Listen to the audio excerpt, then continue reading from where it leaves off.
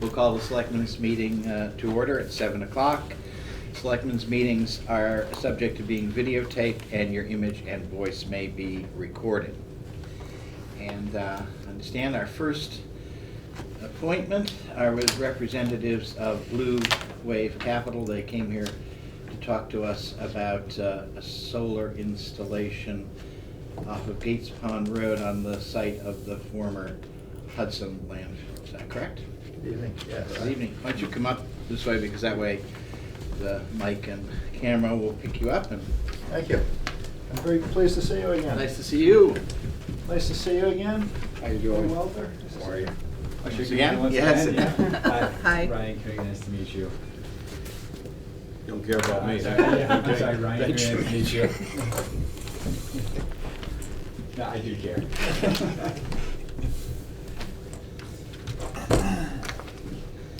All right, you want to just pitch right in? We'd be very pleased to.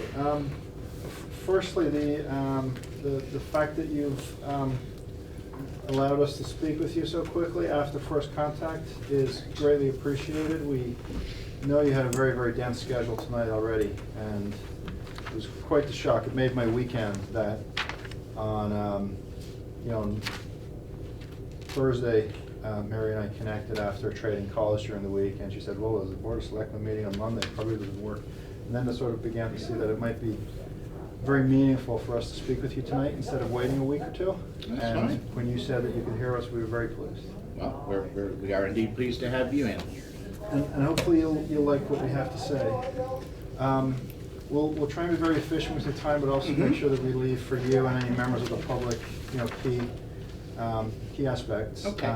We have, I'll tell you, 15 minutes, so, why don't you take 10 and run through it, and then that'll leave us 5. We may pitch in if we have a question along the way. Sure. All right? So I believe the select board knows, but for the benefit of anybody who's watching at home, Blue Wave Capital is a solar development company based in Boston. And all we do is develop solar photovoltaic projects. Our main office is in Boston. We've also got offices in South Carolina, the Bahamas, and South Africa. We have developed about 50 megawatts of solar projects in Massachusetts, including a project on River Road West, which is expecting to be commissioned in the next couple of weeks. We've been waiting for some final utility certifications to come through. The project has been substantially complete since June, and the utility interconnection's taken a while. We're a 25-person firm, and we're very committed to leaving good footprints behind. We're a for-profit company, but we do most of our agreements are with municipal customers. We care deeply about the environmental and the community development aspect of our work. And as an element of that, on page 3 of the presentation, we were recently selected as the developer by the Metropolitan Area Planning Council, a group procurement where 17 communities were able to bulk together their strengths and select one solar developer to work on their solar prospects. One of those members was Hudson, which is going to ultimately be relevant to why we're here today. On page 5 and 6 are 2 examples of, I think, very relevant projects. Could I interrupt you a second? Absolutely. Speaking for myself, I don't know if the other two, but I have complete faith in what you do, and you don't have to, for me anyway, you don't have to tout your Thank you. experience, okay? Yeah. Get to the point, let's talk about this project. Okay. Okay. Well, That's fair enough. Well, we'll come back to page 6 actually later in that case, Okay. because 6 is a Superfund landfill that we just completed in New Okay. Bedford, and it's Sure. very relevant as to our ability to Okay. deal with a project of this nature. Yep. So, I'm apologize for not introducing my colleague Ryan Cooney. So Ryan's a director of sales, and he's very heavily involved in the MAPC program. And Ryan has been working with Michelle in Hudson to see what solar prospects Hudson's properties have within the town. Mhm. And it came up that Hudson owns a closed landfill on Gates Pond Road, and Hudson asked us to investigate the viability of developing a solar project on that site. That's why we're here. We were selected by MAPC in June. They originally had a procurement 2 years ago. The original developer failed. They actually went out of business, and we were the runner-up in the original procurement, and they brought us on in June to try again.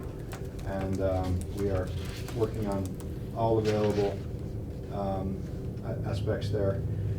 So the town of Hudson, if this solar project, if it proved viable to put a solar project on the landfill on Gates Pond Road, the town of Hudson would be very pleased to enter into that arrangement with Blue Wave. They're very excited to know that there may be some potential. Under that construct, we would sign a long-term lease, probably a 20-year lease with the town of Hudson, and we would sell the energy to other municipal customers in central Massachusetts. We can't sell it to Hudson because they have the municipal light plant. It has to be sold to somebody who's served by National Grid, because the site is served by National Grid. But Hudson would be interested in leasing the site to us. We think the site could be suitable for up to 3 megawatts. Although there's a lot that has to happen to figure out if it's 2 megawatts or 3 megawatts. If it were 3 megawatts, it would generate about 70 million kilowatt hours over a 20-year period. And we'd be very pleased to discuss, this goes down the road a bit, we're very pleased to discuss selling credits to the town of Berlin or to the school district, if that was ultimately of interest. But first things first, we have to figure out if it's viable to build a project there. On page 10, we have a site layout done in-house, just a desktop feasibility check. And what we've done in light blue and dark blue, the lighter blue, the turquoise, is on what you and I would normally consider the landfill. And then the darker blue is on a flat, non-landfill area that's within the same parcel.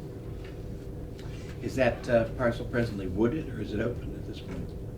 It's a combination. There's some clearing. There's a building, if you see, right about here, there's a building. There's some open area, and some of it's wooded. Well, it was capped over, what, 10 years ago or something like that? No, but that's So a non-landfill. small brush on it. Oh, the non-landfill. Yeah, that's what I sorry. say. Yeah, I know what the Yeah. conditions of the land. Yeah. Okay. So we would investigate either or both as potential solar development opportunities if we could. We just wanted to indicate the overall scale that could work, and how we could focus on the crest of the landfill, we could focus on the area off landfill, or we could more preferably do both.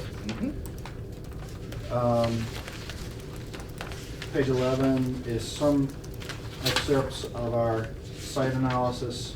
There is some wetlands and vernal pools on site, but our layout that we show you on page 10 accounts for that and stays away from them.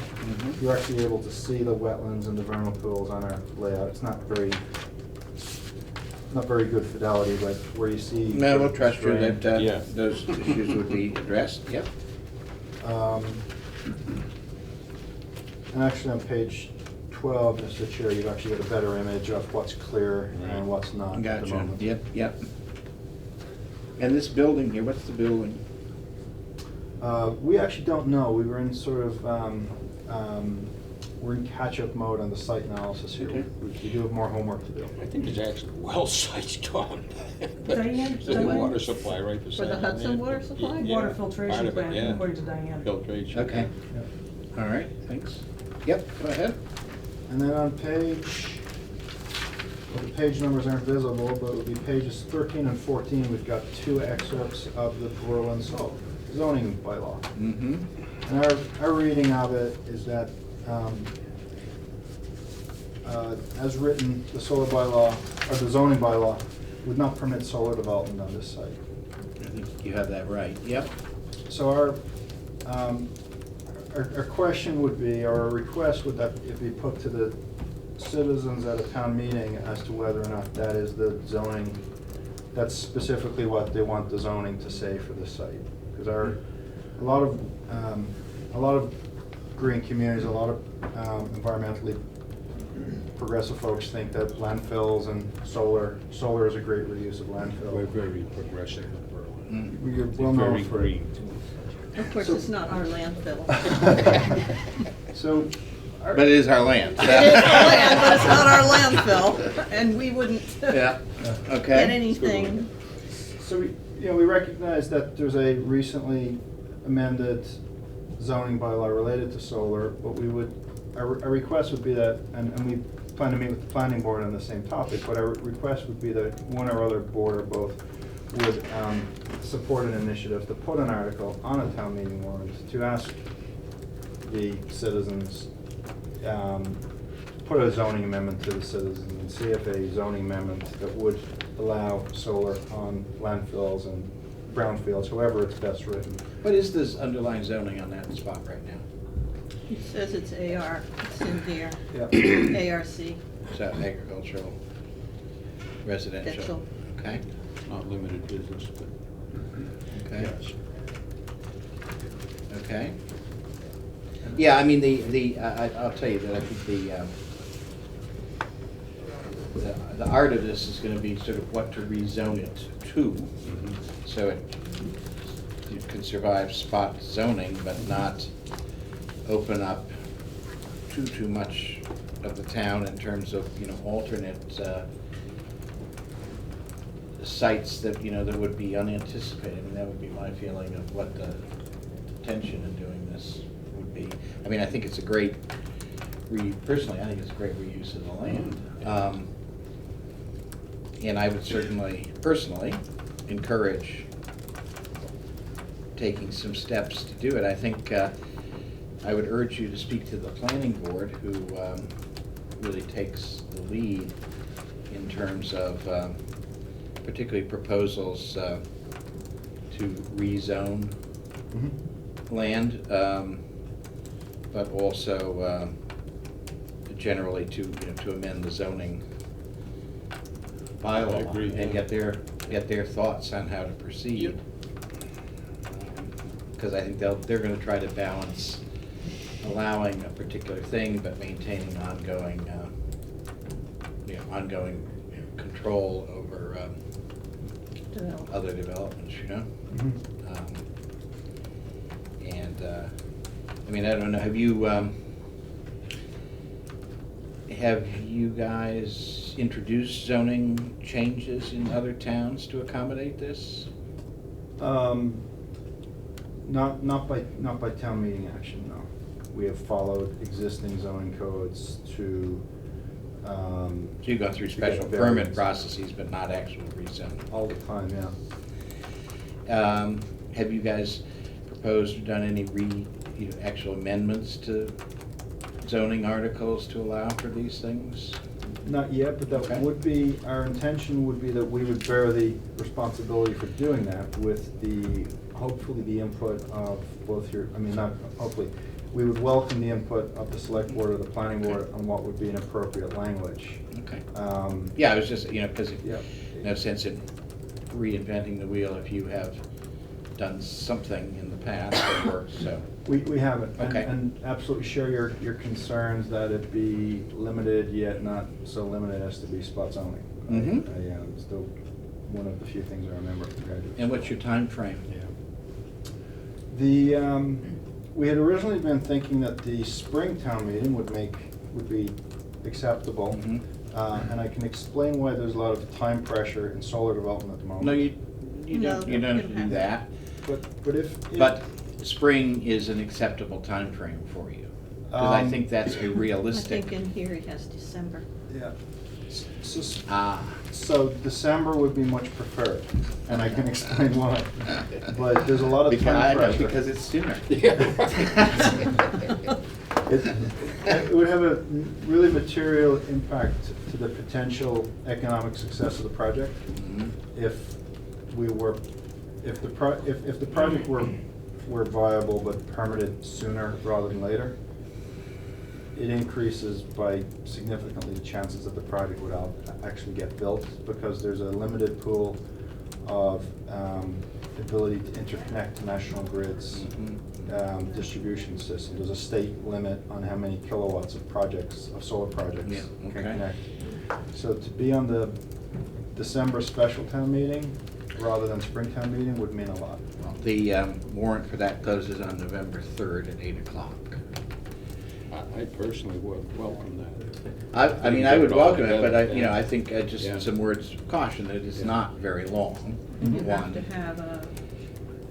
have a public hearing, it's a zoning change. Yep. So I think that you really have to get in touch with the planning board, because they would take the lead on that, would undoubtedly have ideas as to how to do this and what zone to rezone it.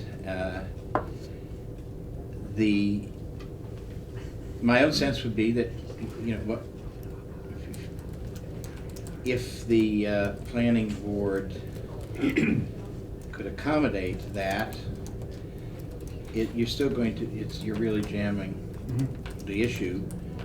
One of the other things to be mindful of is that once something goes up as a zoning article, I think it's 2 years before the same article can go up again, so that if you are jamming it in December and you lose it because people feel they just haven't had enough time to get on top of this, and we haven't had time to address neighborhood concerns about what happens if we rezone this and you guys decide, you know what, this other project looks better, and now we're sitting there with another. Those are the kind of questions that are going to come up and need to be answered. So one thing I would caution you to do is to have a plan B, so that if you wanted to bring it up again in the spring, you ought to talk to the planning board about an approach that would be sufficiently different in the spring that you could get around the 2-year. It's a 2/3 vote for zoning, And isn't it? it's a 2/3 vote, obviously, for zoning, so. If you could come up with something that the voters felt was not going to open up the rest of the town to unnecessary, development that we can't control, I think that would be the big thing, setting a precedent they'd be worried about. I think the notion of what you're doing is be very acceptable to the voters, but again, you have to come in there and show that this is it, it's limited, controlled. And, there are other things that could come up too. I mean, we might go to Hudson and say, how about splitting the lease with Berlin if we're creating this value for you? So, a lot may have to happen between December 8th and that. So I would say, I certainly think it's a worthy project. I'm a great supporter of these kind of things, but that's a very tall order to get it in order for 6 weeks from now. We do plan to meet with the planning board next week. I don't know enough about the state law about whether or not the sufficient notice periods. And if there's not enough time, there's not enough time. If there is, I would give you 2 additional pieces of information. And then we're going to have to wrap this up because we're already 5 minutes over. And we got, yeah, you've got okay. a lot to do. We're not proposing to have the project approved. We're just proposing a method by which the project could be considered by the boards. And if the project were approved, the town of Berlin would benefit economically through payments of the tax, or tax by itself. But if you're putting something on the special town meeting that is a rezoning, I mean, you are looking to have one of the major preconditions approved. Yes. There's no, right, Yeah. there's no doubt about that. Sure. And in effect, although it would be subject to site plan, you really are looking for what will be perceived by the people as an approval of the project. And they will be looking, I think, when they vote to that, to see what kind of certainty they have that they know what they're voting for. Absolutely. Okay? Okay. All right. Thank you very much. again. Yeah. Very good of you to hear us. See you later. See you all. Thank you. Yep. Thanks again. Nice to meet you. Thank you. Nice meeting you. Nice to meet you. Bye-bye. Bye, Mary, thank you. Thanks, man. If you got a couple extra, we could leave them here, and Did you give one to some Mary? people might be I interested would in color this. one, and I'd like to get that online maybe. All right. So do you want that online? I wouldn't do anything with it yet Okay. until. Mary, do you want to take all of these? That's fine, or- yep, thank you. All right. Yeah, it's a tall order to have it ready. Yeah, so that's tough. Landfill is We'll capped, see. yes. Yes. Diane's attorney knows the status of it, it's capped. I believe that it is, yes. Well, I that's think I something remember that they should definitely know. I remember going up there when I was on the Conservation Commission with Paul Salucci, who was the rep for Hudson. Yeah. Oh, wow. Oh, yeah. And it was March and muddy, and I remember he was in a suit and this Italian loaf. I always said, because I was on Conservation Commission then, I always carried my Wellingtons in the trunk of my car. So, anyway, Right. we now have Representative Naughton, who's come here to do a couple of presentations. Thank you, for us. Mr. Chairman, and members of the board. It's always a pleasure Always a pleasure. to be here. Sure. You. Nice to see you again. Judy, thank you so much for having me, and I promise not to take too much of your time. Now, this is fun. This So- is fun. There's a couple of fun things here. And I was present at the retirement party that they had, but unfortunately I was in another uniform. I was coming back from a drill weekend, and so it would not have been appropriate for me to present this at the time. Duncan, if you'll come up here, please, and your lovely bride.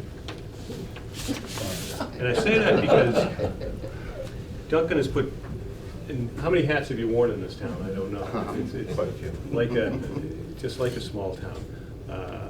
And I love representing this district. I've loved getting to know the town of Berlin over the last 2 years that I've had it, because what I often say about our towns is they're tied together. There are ties that bind a town together, be it a new town hall, and our public safety departments, the town common, but most of all, towns are tied together by people. And Duncan, not only did I knew Duncan not just before I represented Berlin, and not just before I was a state representative. I knew him when I was an assistant DA, and when I was growing up in Clinton, and his wonderful family. And for all the years that he's put in with all the different hats, be they the fire department, the police department, and his other jobs in the town, it's people like Duncan Baum that bring a town like Berlin together.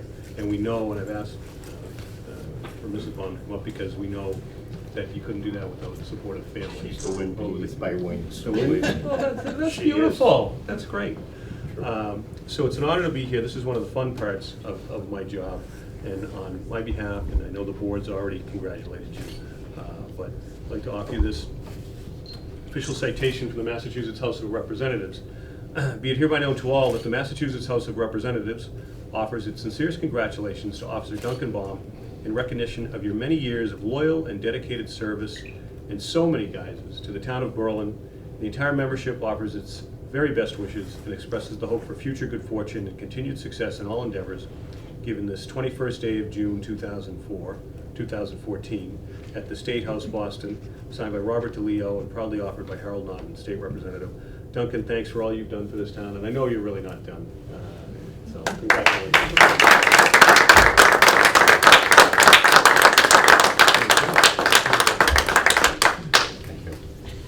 Speech. Yes, any words? Just I don't pretend we're know. DARE students. 22 years the a DARE officer? 20 years as director officer, school resource officer. I've got about 33 years in law enforcement. I started fighting fires when I was about 12 years old. And so that's a lot of years. Because that's what we did in Berlin. When you were a kid, you went to the fires because you worked on the farms, and all the farmers went to the fires. So it kind of got ingrained in me, public safety. And I just stayed with it. I do miss it, some of it. A lot of it I don't. But I'm busy now, and I'm happy, and I'm living the dream. You know, I sit as chair of the Public Safety Committee in the House, and I've called Duncan on more than one occasion for advice on different pieces of legislation going through over the last several years. And among them, when we put, and Secretary Malone is coming to the district next week to roll it out, subsequent to the awful events that happened in Connecticut almost 2 years ago now, we have put a new school safety plan together. And I picked Duncan's name, picked Duncan's brain on that as we were putting it together over the last year. And I think it's October 30th, Secretary of Education Malone is coming to the district to help roll it out. But there are ideas that Duncan gave me included in that legislation. So it's a tremendous resource. Thank you. Thank It's an you. honor. Duncan, congratulations, well deserved. Congratulations. Thank you, Judy. That's not the last call, you'll get it from me. And again, it's, as I said, I've been proud for many years to represent this district. I've been incredibly proud the past 2 years to represent Berlin. But I wear another hat in the House, and that is as chair of the Committee on Public Safety and Homeland Security. And in that capacity, I work with all the different state agencies in the training of our public safety and fire personnel. I work with Marshal Cohen at the Fire Academy just down the road on the Hudson-Sudbury line. And we work with other state agencies. And with that in mind, we had begun a program with the State Department of Conservation and Recreation, because there are still 200 plus, Chief, please come over. There's still 200 plus call fire departments in the Commonwealth, call and volunteer fire departments. I know my dad was a call firefighter in Clinton for 40 years, and we know that these departments really can stretch a dollar. And when they get grants, and they may not seem like big dollars, but we know they go a long way. And so we've worked over the past several years with the Department of Conservation and Recreation for its towns, with call departments that have a great amount of parkland, forest land, that we're looking at brush fires, to get some grants. And the town of Berlin was successful under Chief Ricard's leadership this year.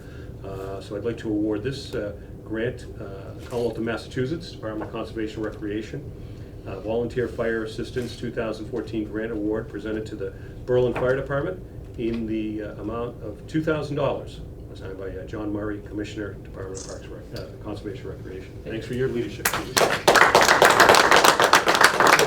you, Representative. Bill, thank you very much. Thank you. Appreciate your effort. If you want to stay for 5 minutes or so, we have a really interesting project we're talking about in the next 5 minutes. Okay. I know you're. Okay. I gotta get downstairs, but no, I'll stay here. Okay, I'll be down in a couple minutes. I have to go eat with some other people downstairs. No, I'm happy to stay though. All right. No, I I just wanted. This one's a good one, Sal. Beauty, thank you. I think, said that we're gonna get an update on the 1870 Town Hall elevator project.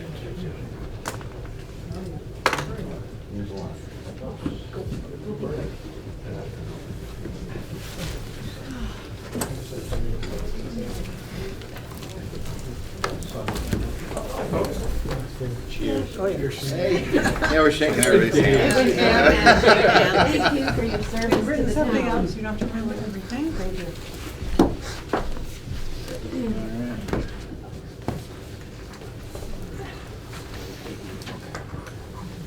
So we're just bringing you up to date on the work that we've done since we last met. Judy was part of that. We basically worked with Dan Barton to prepare the RFP, submitted it, posted it, everything appropriately. We've got 24 responses. Then we've had put in our RFP, they would be required to come to the town hall for a tour and get information. 4 of them responded to that tour on September 4th. And then on September 18th, we received 3 proposals of the 4 that wanted to do it. They were all very good proposals. And we interviewed them on October 3rd. And at that meeting were the Town Hall Advisory Committee, which is myself, Pat, and Bob, and our Town Hall Manager, Leanne Leahy. And then representing the commission were Barry Yeager, June Miller, and Richard Wheeler. Is he on the commission? Yep. And then Judy came as a selectman representative, and Dan Barton was our hired person. We first interviewed them, and then we looked at the bids. So we connected the two, we did everything properly. And we all agreed after a long day that there was one group that stood out. But we felt they were all 3 very qualified. The range of the bids was $78,000 to $146,000. And once we looked at the bid, the one that we... And sorry, this bid covers? It's a big scope. It covers schematic design, actual drawings, construction documents. So in other words, this gets this to be construction ready at this Yes, point? exactly. Okay, okay, thank you. And Along with plus, site. so it also includes what would occur during construction. So it's all the way up to construction, and then there's supervision Right. during construction, and they're managing the construction. So it's Right. that. And they also manage the bid process for the constructors. Now, let me take a minute just to explain to the representative what we're dealing with here. We have the old town hall, which was built in 1870 as a Civil War memorial. And when we moved the town offices down here, really, 90% through volunteer labor, the hall was restored to public use, and it provides a forum for community activities. We have several theater groups that operate out of it. We have performances. We have consistent run. How many users now? Sort of Yeah, there's user. about 10,000 people that cross the threshold. I heard that before. That's amazing. And Yeah. 615 events last year, and we're on track to do that or more. Yes. And what we're trying to do here is to put an addition, on the back that will have an elevator, and that will make both that and the Bullard House, which is the Historical Commission house that will eventually act as sort of a museum, the whole site to be handicapped accessible. So And sort of make it a campus. yeah, and we'll make it sort of a campus in the center of town that pulls things together. Yeah. So, So we were doing the right thing by following all the procurement laws. which are not the easiest things to I figure know. out. And we're so pleased that we got to work with Dan Barton. Yeah. Because more than once did we sort of choke on the not knowing what to do. Yep. Okay, so we felt that one of the companies was strong, and the reason we like them, or that both of them were in construction before they were architects. Mm-hmm. And it was a small firm, I'm gonna add to that. They worked with a lot of small towns as well as larger towns. They specifically talked about working with towns and their flexibility with budgets and timing. Mm-hmm. And they had some excellent historic experience, and specifically, they actually work in this beautiful old schoolhouse that they resort. So we really all Where are like they them. based? Coleraine, which is. Western Mass. Yep. This is Western Mass. Western Yep, Mass. okay. Up near Vermont. Okay. So since our role is to advise you, Mhm. we have not selected anybody, but we've just all come together in our Mhm. agreement. So And you're advising us to, we're advising you to, well, we'll get to the end and we'll tell you what we're advising. Okay. We're advising you that we like them, okay? Lay the Okay. foundation for the regular. They're. yeah, we gotta We have to put walk the our- road Yeah. before we get to the end. We Okay, can't I tell got you it, the I end got of it, the I got story. it, all right. We'll be short. The bid is 91,000 for them, okay? Mhm. If we take off the 8,000, which is the construction management piece, which we feel like we could do because that could be lumped in with the construction documents Okay. to make it a little more palatable, brings us down to 83,000. Mm-hmm. So the funds available for that 83,000 are 25,000, which we got approved last May. Right. Which has the curatorial storage building in it too. Mhm. The historical society pledged 3,000. Mhm. We have miscellaneous town hall articles that relate to the elevator construction, Mhm. about 6,000, Mm-hmm. which leaves us needing about 50,000. Okay. So we would propose that the selectmen put on a warrant article requesting up to $50,000 to fund this particular Okay. scope. And with your permission, we're confident that we could get that number down, but we didn't want to proceed before speaking with you. But Dan would work with us, and he actually worked out a very detailed proposal, line by line, about what they could pay, charge us less for. Okay. Is there anybody who's opposed to their trying to get the price down? I am. Go ahead with that. So you're asking us to put on an article, or up to $50,000 for the development of construction documents for the 1870. Right, And related expenses, meaning we think that we might want to have Dan available to consult, because we spent so much time with him over the last 5 years. Mhm. He's thought through a lot of things, and we don't want to reinvent the wheel and pay these guys to say, oh, why don't we do this? When he could just in 10 minutes say, we already talked that through, this is why it doesn't work. Mhm. Abby, for clarification for everybody, what, tell us about Dan Barton. Okay, so Dan Barton became involved with this project, was it 2008? I mean, it was like the beginning. Yeah. Yeah, so what when happened Conway was went. Wheeler, Tim Wheeler is on the planning board, still is, Mhm. and there was a block grant at that time Mhm. for this kind of project. Mhm. And so he brought his block grant people, the Central Mass Regional Planning Yeah. people, to the building to look at the project. Mhm. They brought Dan Barton in. From Okay. where? Well, Dan Barton is an architect that's independent. Yeah. Okay. And so they brought him in to look at the project. Okay. To work with us on writing this grant, Sure. which then they didn't do, because they had a problem Okay. organization. So we just liked him, and so we slowly then, got different money from the town over the years, right, to build these Mhm. Yep. plans. All right. Let's, Meanwhile, he's been a good friend to the town. let's so move, he's let's move along toward Yeah. the end of the road here. Okay, All right? good. So, is that the end of the road? That's your recommendation We to us recommend that tonight? you put a warrant article on for the December 8th meeting to request up to 50,000, fully intending that we will get that number down. One question, does this include dealing with the historical collection and relocating Yes, that and everything? yes, yeah. Yes.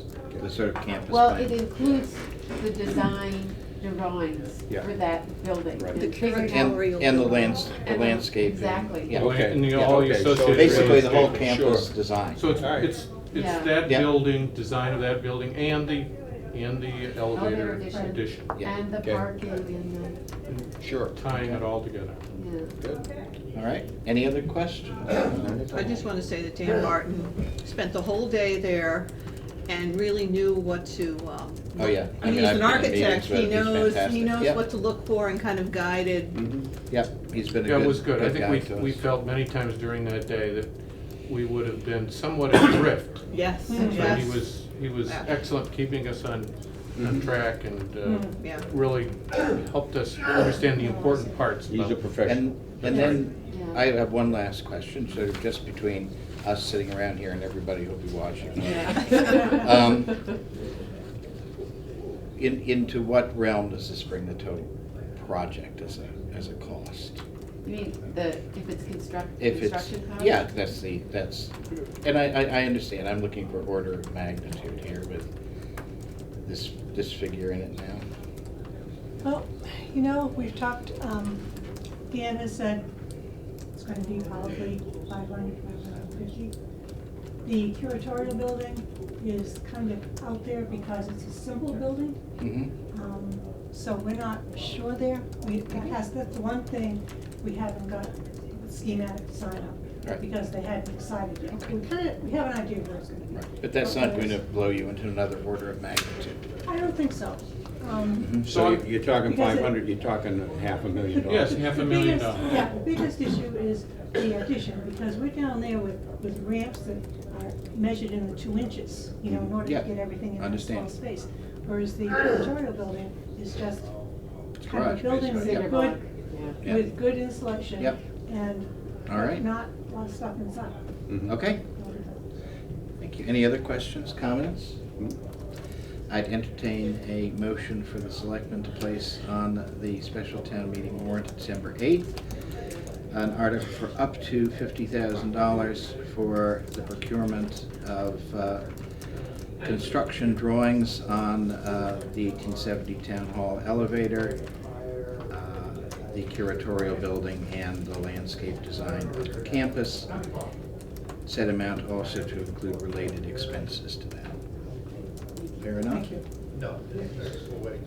So moved. Second. Any further discussion, questions from the floor? Okay, going, take a vote. All those in favor? Aye. Thank you. Thank you, Judy, for your time. We might be talking about this project sometime in the future. Oh, absolutely. Well, honestly, Senator Flanagan and I spent a day over there a couple months ago Yes. talking about this, so it's somewhat on the radar screen. Oh, good. Good. No, and this is the good time to hear about it as we head towards the new legislative year. Yeah. We start putting budget requests together from December. We keep our eyes open, fill a punch list as we go through the legislative year, so. Sure. Well, I thank you. I know you're on a tight schedule, but I thank you. No, for thank you. I saw staying- Walt Paulin a couple weeks ago. We Oh. had a dining in and some of the alumni of the unit came. Oh, yeah, He's he's, down at the yeah, office and so they I do- see too much of Walt. Yeah. But Walt and I work together on a daily basis. All I right, saw your thanks. picture. The North Middlesex Bar Association. Oh, yeah. I was in Sheila Harrington's office a few weeks ago. Oh, doing a yes. case together, and I saw know the Sheila picture. pretty well. Yeah. I was like, I didn't realize. Yeah. I hung that up for now. Well, thank you for what you do. Not a problem. All right. Thanks very much. so Thanks for staying for that. Oh, no, this is good. Thank you. See you. Good to see you. Thanks. Okay. Why don't we take a 5-minute break before we go into, Sure, all right? I'll just sign things. All right. Oh, this is different.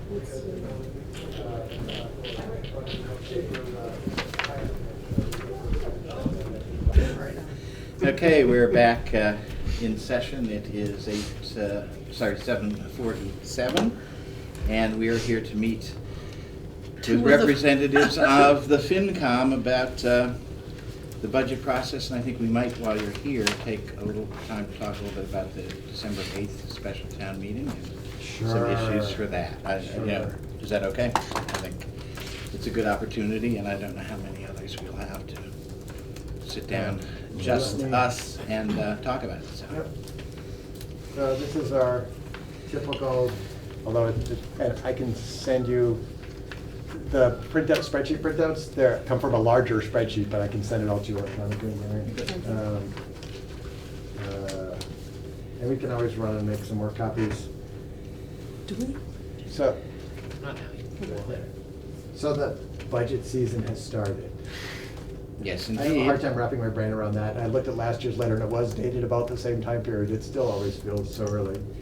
I figure if we ever beat the first Christmas decorations in Walmart, Yes, we'll yes. really, we'll really be ahead of the game. They're in August now. And so because it's still early, these are high-level numbers and just some of the big, like we present at this time of year, some of the issues we know might or might not be out there. Mhm. Obviously, no one has submitted budgets yet at this point. But some of the stuff comes from last year when we had people present their budgets. We knew there were changes going on in town with development. We asked departments what they thought in fiscal year 16 might hold, saying that they can have time to change their minds. As I start off, we expect to see healthy new growth numbers for fiscal year 16. I actually talked to Diane today, and she said that at least this early it is a $500,000 new growth number is an acceptable number to put in. We will revise that up or down a little bit as we get closer to the budget cycle. Mhm. Is that including Cabela's in it? Is that why that's so high? It is Cabela's. She did say she waited till today to respond, because I was presenting today because she had a morning meeting over at Riverbridge and wanted to get a better sense of where they're at before she gave that. Riverbridge, not Highland Commons. Yes, Riverbridge, not Highland Commons. But I believe you have a big number because Cabela's will be open by that point.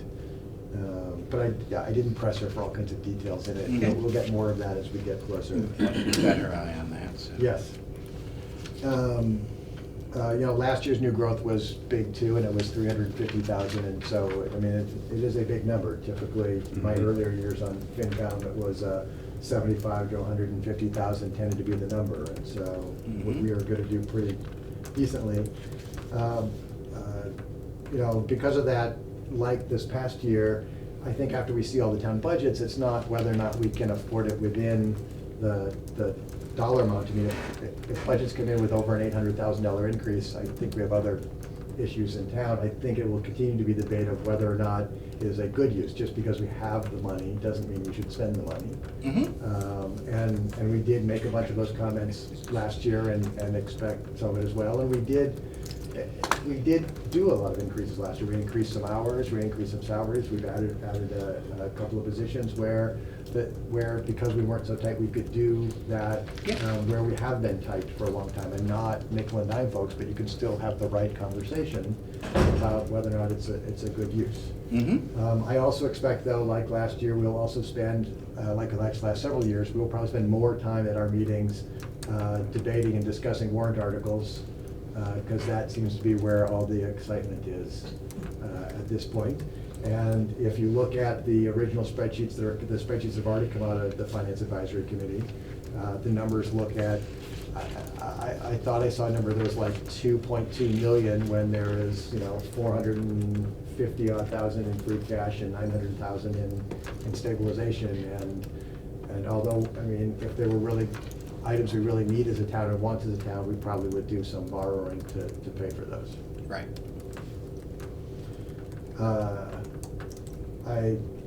Fiscal year 16 budget impacts, we're not expecting a bunch of surprises, although surprises You mean the sometimes. 10% cost of living that we're gonna recommend? Yeah, well, you have to have a little, assume some goodwill and good intents here and there. So I put in, that the typical stuff, that cost of living about 0.5% adds about $5,300 to the budget.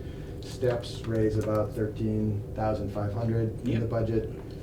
Health insurance is always a big wild card, but we're now to the point where a 10% raise would be about $80,000. And that's, you can get a couple of staff people for that dollar amount, but Dennis just said it was averaging 7 to 7.5. Yeah. And then we'll know probably in the January, February timeframe, which will be the time for the budget, a more narrow number. Fire and rescue, that line actually didn't change from last year. There's, I have anecdotal stuff that there are sometimes issues responding to daytime calls. I know we have the study that is out there about the best way to do public safety. Obviously, any change and any significant change in that stuff could cost us a chunk of money. And I would say this, that, it's our policy, we're not going to make any big changes on that until we've been through the study. And obviously, we also have the public safety payment that is coming in from Highland Common. So I think it's a good confluence of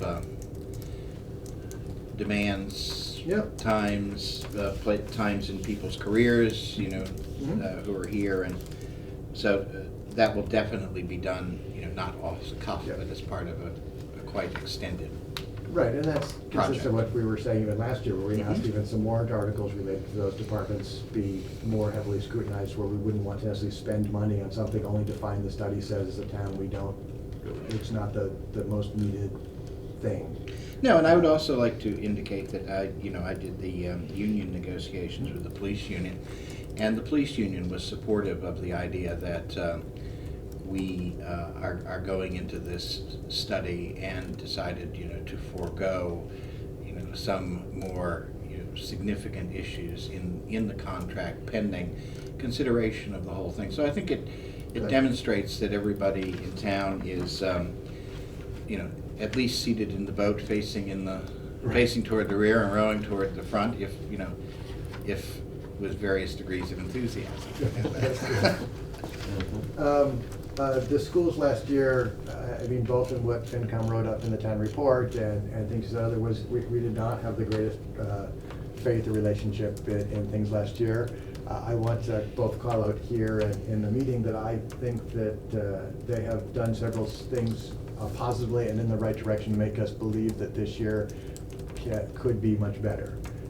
We have already had a meeting where a school board member came and talked to the finance committee. They have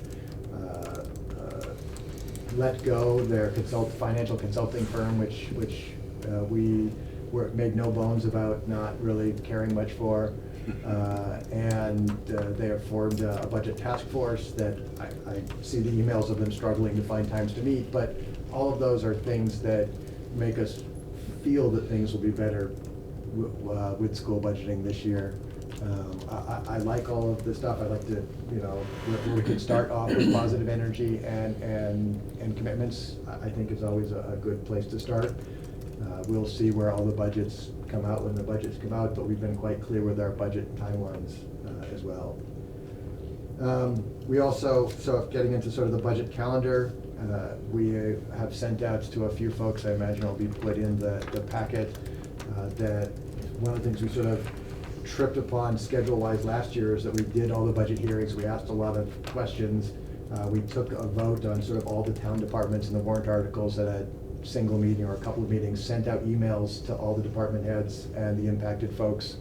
I think I CC'd all of you guys on, we got flooded with emails some Saturday morning from me, and, but gave people a chance to. That's okay, she floods us with emails too. So. Okay, good. But it gives department heads and people an understanding about what we voted on, why we voted that way, and if someone felt very, very strongly that we had made a significant mistake, a chance to come to the next meeting and plead a case and for us to reconsider. I wouldn't guarantee that we would reconsider, but there was one particular case where someone asked for a larger amount, we did a smaller amount, and by giving them only $128 more, it made some rounding and other stuff work. And so we thought that was a very reasonable request. We make the change, and it gives time for that.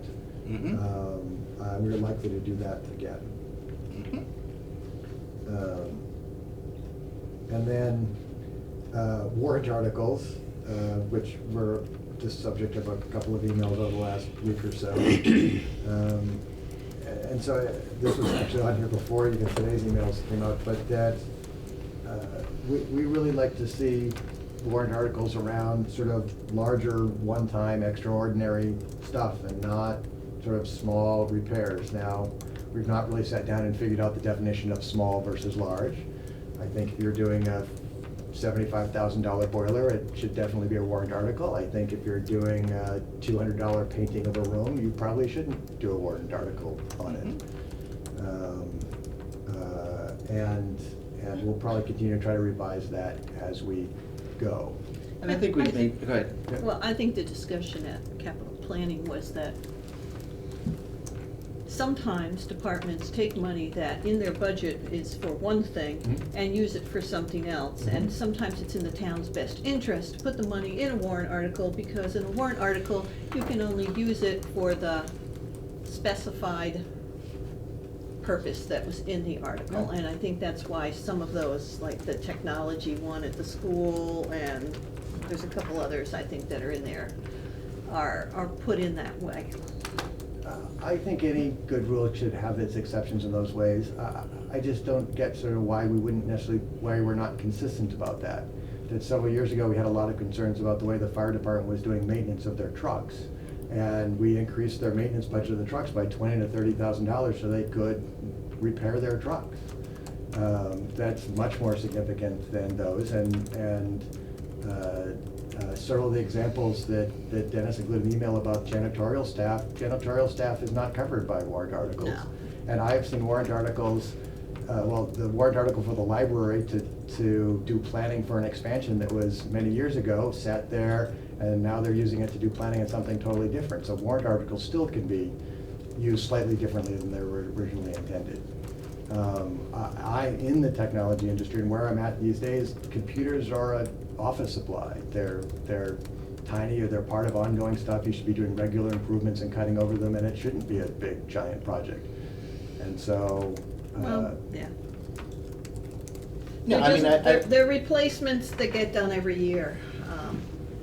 right, routine, every year, small, doesn't to me strike me as something that necessarily belongs in warrant articles. Well, it is $15,000. I don't consider that small. It's $15,000 in a what, $6 million budget? I don't know. Well, you can argue. Yep. well, I think it's a balance, and I mean, I was a big supporter of budgeting money for upkeep and management of the fire department equipment. I mean, we had hundreds of thousands, million more dollars worth of equipment, and we had nothing Right. budgeted for annual maintenance, and we had gotten to the point where routine maintenance was not entirely, but largely beyond the capacity of the people who were there, just because of the increased sophistication of the equipment and so on. And so I think, that's good, because the tendency there was not to ask for the article until, something was basically in pieces on the floor, and then, and then in the end, it would be more expensive to deal with than routine maintenance. So I think, it's a balance, and I think some of the things you have here are, if it's extraordinary, Large. if it's large, Yep. if it's one time, you don't want to incorporate it in a budget, Right. that's one thing. If it's more toward maintenance, recurring, predictable year after year, I think it makes sense to put it in the budget. Scott, can I add something? Yeah. I think it's the discussion that happened amongst the folks who were present at the last finance committee meeting. Started off with expressing the concern that Judy just brought up, but as that discussion went along, it seemed that the real concern was that perhaps the body that was supposed to be overseeing the budget in question wasn't keeping as tight a rein as might be wished by others in the town. And so FinCom was kind of being used as a backup management mechanism to limit people's ability to, or warrant articles being used as a backup management mechanism to limit people's ability to spend as they might wish. And our collective opinion among the four of us was it might be better to address the management failure in the first place, if there is one, or the management challenge in the first place. And, if that doesn't work, then come back to us and let us know. Mm-hmm. Yep. And then just onto sort of the other fun fiscal thing out there is use of reserves. I think some of this showed up a little bit last year. Actually, I think the Selectmen were the one that accidentally started us down this path, where overspending in a line and I don't know, FinCom maybe even appropriately felt sort of just, of course we're just getting a reserve fund transfers, and that just the idea, if there's overspending, our general feeling is that, especially with overspending early in the year, that you try to find stuff in the budget during the year to make up pieces of that, and not necessarily just do the reserve fund transfers and continue spending at levels. No, if you weren't so tough with us when you negotiated I know. our budget, I know. we'd have the room to do that. But, If we have a $30,000 municipal Yeah. maintenance budget and $6,000 goes to a Yeah. new something, Yeah. you're not, there's no way we're gonna be able to cut I agree, but it doesn't mean, $6,000. but it might mean that your reserve request is for 5,000 when you get closer, because you don't know what's gonna break or not break in the remaining 10 months of the year. I think when that water heater breaks, to take it out of your existing budget and fix it and let FinCom know, so we could be expecting, because I think, I agree that before the year is out, you're likely to make a reserve fund transfer on that line item. But you don't know what is gonna continue to break or not break during the rest of the year. Maybe that's your one bad break and everything is gonna be great and you won't need it. But it comes out of expenses, so when we look at it, we think, well, we're gonna We still have have to pay elevator for oil. maintenance, we have still to, have all this. So we do look at those, Yeah. those things before we just I write. guess my debt for concern the was, debt. is that we're gonna have to do an endless number of reserve fund transfers, because you're gonna say, wait until you get down to your last penny. So then if we have to pay for elevator maintenance, we'll have to do a reserve fund. If we have to pay for oil, we have to do a reserve fund. It's. As long as we don't lose Yes. the idea that, at the end of the year, you say to us, well, if tell me how it wasn't foreseeable that you'd pay for oil. Well, yeah. Right. We did foresee that, Yeah. but we spent $6,000 earlier in the year on something that wasn't. Although fuel Yeah. oil has its own line item, but yes, Yeah. I get that, Yeah. and why knowing when you had something that unexpectedly broke, so that when it comes in, we're not asking those questions, Yeah. is true. Mhm. But we typically have not made reserve fund transfers prior to March. I looked at the last 5 or 6 years, and we've already done 3 so far this year, with another one that's gonna be at our November meeting. And it makes me nervous. Which one is on your November meeting? That one is as much for, Data the type systems. is data systems. What's been the total amount they've been asked for? That's right. I don't know off the top of my head. It's actually before you tonight. Oh. No, that's right. As soon as he said it, I remembered we hadn't actually signed it, so it wasn't stuck in my memory. But it's also Yeah. not true that when the water heater breaks, that you can't go and repair it until FinCom does reserve fund transfer, because you have a building repair line item that you can take that out of. If it makes sense to repair it as opposed to replace it, and if we have enough money in the repair, we wouldn't even ask you for a reserve fund, right? If it was, yes. Yeah. Yeah. And so, you're right, again, letting us know when something unexpected happens, any department unexpected happens, is right, because that means that by the time we get to March to June, we start doing a bunch of these, we would understand why. Mm-hmm. All right. Attached to this, because it's not, is, because we keep, I have been trying to figure out a way to improve the way the budget looks in the town report. The first page there is just what we have been using for the last several years, and figure out where on this I would put meals and hotel and public safety and some other sort of funds seemed odd, it seemed difficult to continue to follow. And so what we're proposing, or what we're planning on doing, is what is on the next 2 pages, be the new cover sheets. And so one that breaks down revenue sources and expenses that sort of mirror the expense side. Sort of a maximum budget calculation, which mirrors that what was available for town budgets before. And then sort of a new second sheet that's just sort of a more detailed version of all the various sources of funds for the town budget. The 3 pages that are the expense side will look the same as they do now, so I didn't include it in this pack that I'm handing you out today. I think this is nice because when people see local receipts, Right. it doesn't mean anything to them, but if they look on the next page and can see that it's their motor vehicle excise, it's Right. various Absolutely. things. Yeah. Mm-hmm. I didn't make it down. The other sort of change is the sort of last page, that the warrant articles. I think what I'm gonna try to do at the bottom of the page for warrant articles is include whatever fund we're planning on taking the funds out of, the sort of their balances as of whatever late date I can put into this, and sort of what the total recommended usage could be, so that people, again, on the floor, when they're getting to look at warrant articles, get a sense of what our starting balances are, how much we're planning on using, or if everything passes, how much we're planning on using. To make it again easier, I think, for some folks to make decisions about whether or not they think the town can afford it. I might just suggest you call it proposed source, as you call it requested amount, because Yeah. it ain't the source until it's voted. Yeah. And like the amount isn't Yep. the amount until it's voted. Right, right. Right. Or recommended source, I mean, Yep. whatever you want Actually, to do. it has said source in previous years, but I totally agree the proposed source is. Yeah, proposed or recommended, Right, yep. Right. Right. And whatever it is up above, that would be the same word that I would use down below. Mm-hmm. And I imagine that as we start filling in numbers in this, we will find it either meeting or not meeting some needs and might tweak it as we go throughout the year, but generally trying to make something that we think will help people be more informed when they're out there making decisions. Great. No, I like it, and I like that new format is, yeah.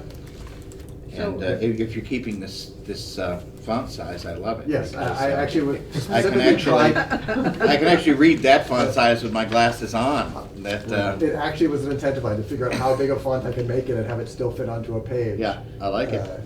Because I figure if I'm struggling to read it, there'll be a lot of people in town who are going to struggle to read some of these things as well. And some of that came from not just the desire of trying to get these other things on it, is that Dennis, I think it might even be last February, so sent a stack of towns that had AAA credit scores and how they present their budgets in it. And so I looked at a lot of those. I looked at a couple other towns and took what I thought were some of their better ideas. So are you going to be able to meet and go through all the warrant's gonna close November 3rd? We have a meeting on November 17th. Okay, because there's gonna be a lot of money stuff in there. Well, some money. Yeah, I was gonna say, the only one I'm aware of is the proposed purchase of land. Well, there's the 1870 town hall for the architectural fees, which they just Or, said would, to bring us to construction. construction Yep. phase. Drawings. Yep. That's And around there's 50,000. The inspectors too. Yep. Something Yes, else. The yes. building The inspector. building inspector, Oh, right. we're proposing to move him up to 36 hours from Mhm. 24 for, I think, reasons, that are obvious. Right. We have suggested, it's a 3-year contract otherwise, but we are putting a clause into the contract that the hours would be reviewed at the end of the second year, so that if we have crested this wave, and if particularly we no longer have fees coming in that way more than pay for what he's doing, we would review that. So it would be a two-year commitment on that basis, and I think we'd like to urge your support because we are falling behind in terms of the review of the large projects, and even more so Enforcement. zoning enforcement, recurrent minor inspections and stuff like that are just not happening. So that will be on there as well. And for the most part, the money for this is coming from inspection fees that come in. This is not gonna. Oh, actually, No, not really. Well, he No. brought in 200 and some thousand in inspection fees, but that goes right into the general Right. fund. We pay him a salary. It doesn't come out of It's not. reserved receipts. However, we monitor because the idea was we needed, the problem is, it's a building inspector, but he's also the zoning enforcement officer. So if you have years like, 2008 to 2009, in which there's no construction and so on, you can't pay somebody enough to do, the zoning enforcement work. So we had set, and then we were also concerned that as these new projects came in, that there would be a tremendous, windfall to anybody who was inspector getting, 75 or 80% or whatever of the fees. So we decided to do a salary and to monitor that salary against what's coming in.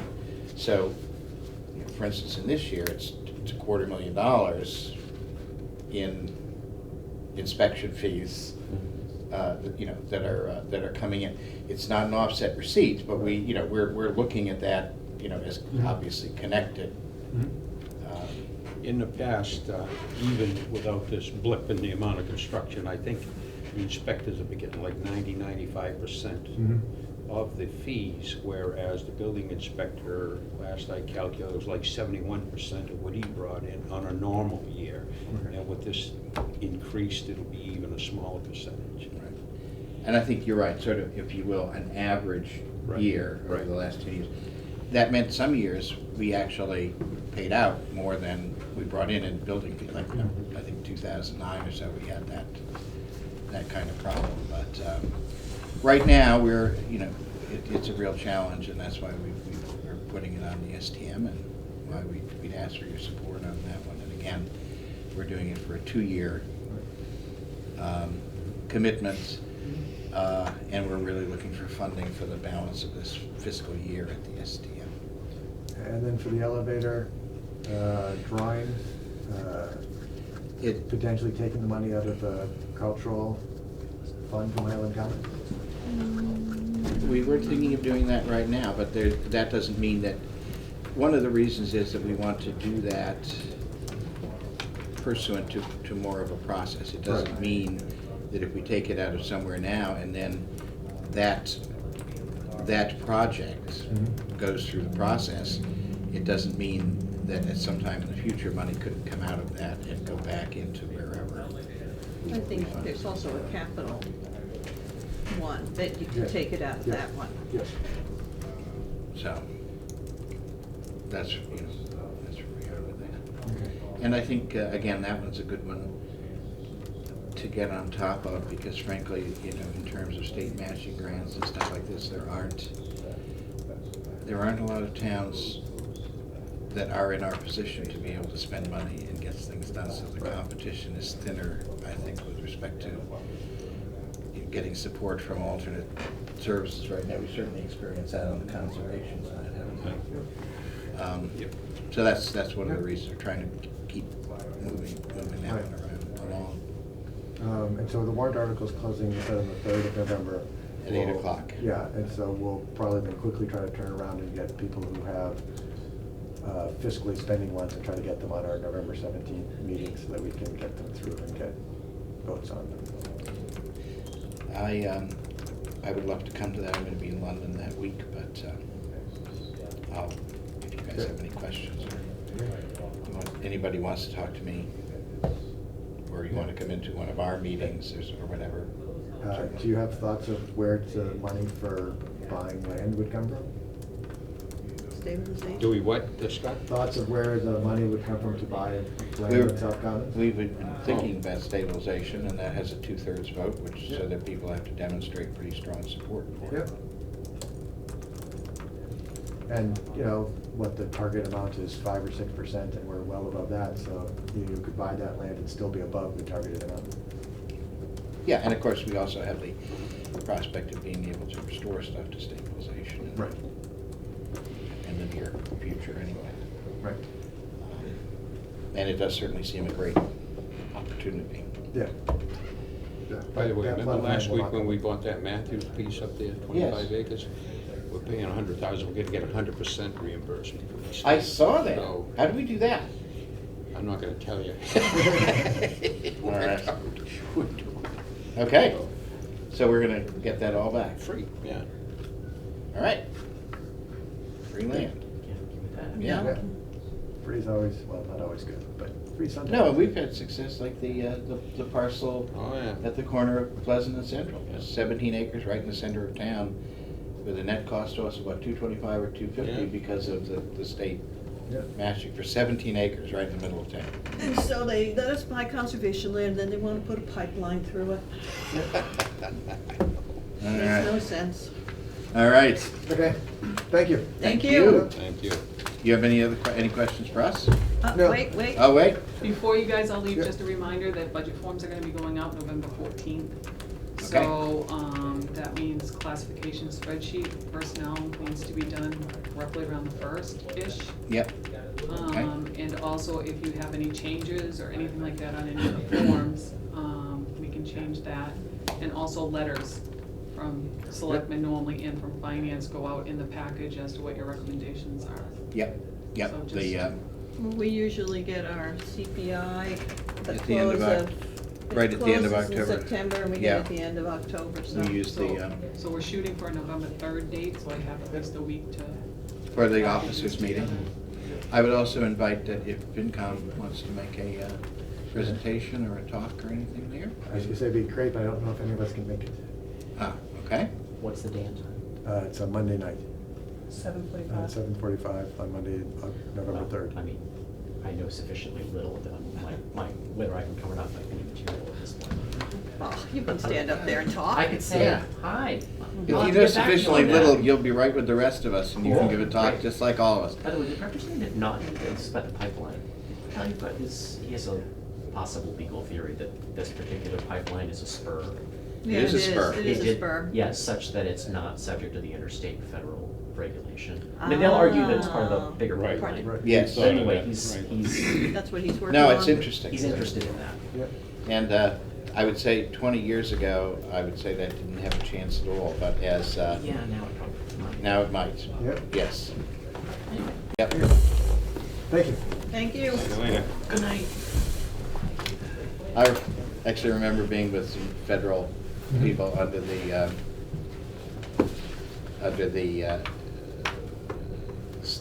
state, the federal Rivers Protection Act, and there was a small pond. It was like probably not even a vernal pool, just, Mhm. and this person was arguing that, you know, the state, the federal Rivers Protection Act, and there was a small pond. It was like probably not even a vernal pool, just, and this person was arguing that, you know, the state, the federal Rivers Protection Act, and there was a small pond. It was like probably not even a vernal pool, just, and it was outside of federal regulation because it was not connected with interstate commerce. And as they were talking, a couple of ducks came and landed in it.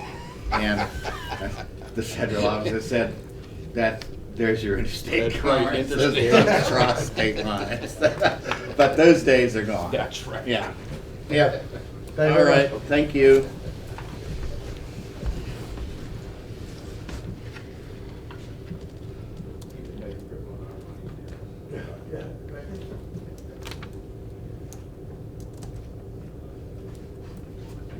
Wait for Walter to come back to.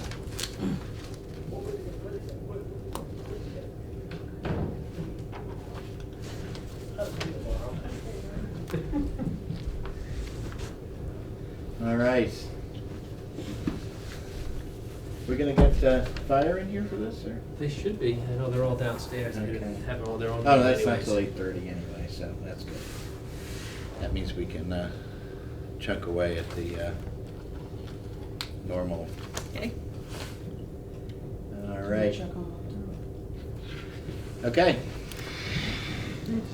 Oh, Where'd he go? well, Oh. okay, okay, all right, that's fine. I know he was not smoking a cigarette. All righty.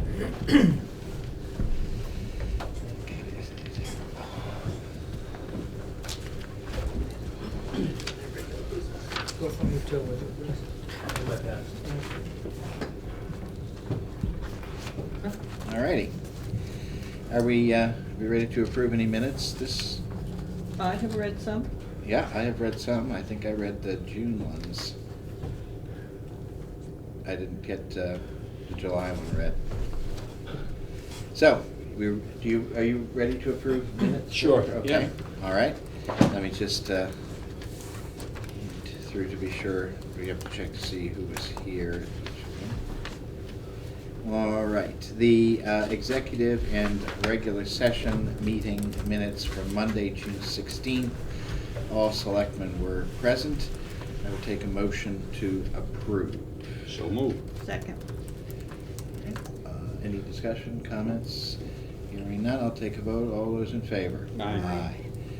The minutes for Monday, the 30th of June, all selectmen present, so all can vote. I take a motion to approve the minutes as presented. So move. Second. Any questions, discussions, or comments? And this is with respect to both the open and the executive session. A vote to approve. All those in favor? Aye. And then I hadn't gotten to July. Does it? Do you, Put them off. okay. Hmm? That's fine with me. Okay. If you want to read them. I do. I usually do. Yes. Okay. All right. What are we up to on those? October? October 14th? Yep. You got them all done up through October? No. Those are to be prepared. Oh. The July one is the only open session. Is the only Okay, one that we have okay. to approve, but we can do that next week because I would like to read it. All right. Yep. Okay, we're going to begin the other thing promptly at 8:30, so just in case other Oh, okay. people are interested in coming in and listening, so. All right.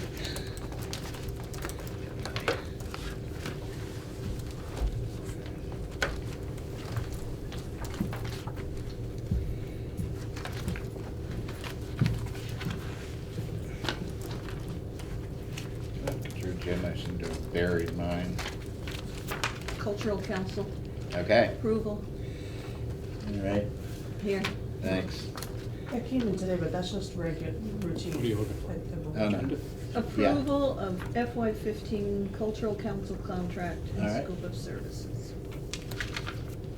Okay, so it's the approval of the Cultural Council contract and the scope of services. I take a vote to approve it. So move. Second. Any discussion, comments, or questions? Do we Briefly have for some the- money coming in on that? $4,300? Yeah, Okay. this is the sort of normal Yep. grant that we get. The source of this is the state lottery, Yep. isn't it?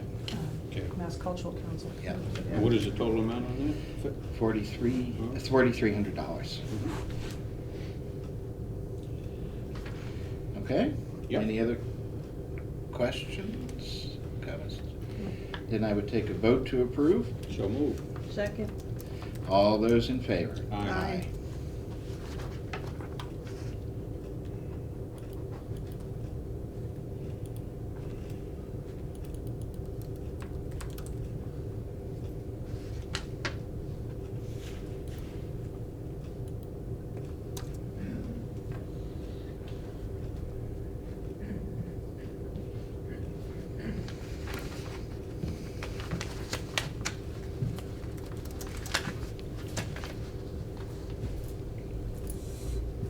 I'll fill in the rest of it. Hmm? I can fill in the rest of it. Yeah, okay, I just sign it, all right? Yep. Okay. All right. This is a request for a reserve fund transfer in the amount of $5,000,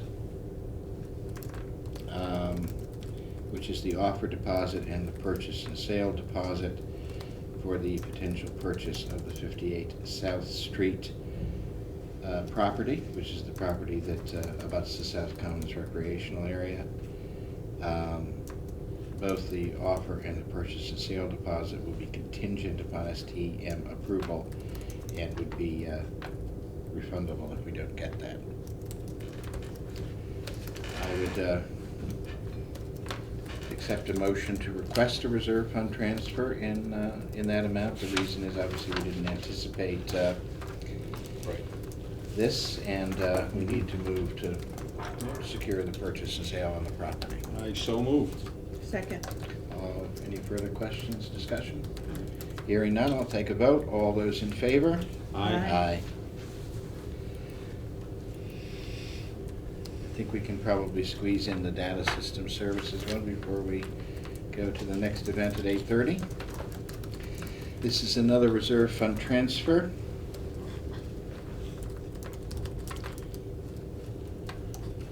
The amount requested is $750. And this is because an incorrect amount was entered into The town report. the town report, which was what was voted on at the town meeting. Correct. Okay. The budget submittal, which was approved, was $43,225. The warrant had it at $42,457 for both requested and approved total, so it was a transcription error. And the purpose of this is to restore the amount to the amount that was approved by the FinCom.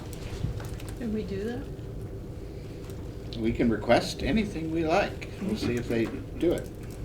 I mean, this is certainly unanticipated. Shouldn't he have to spend it down before he can get any more? I thought that was the discussion that we just had. Well, this is a little bit different in the sense that it's a scrivener's error, but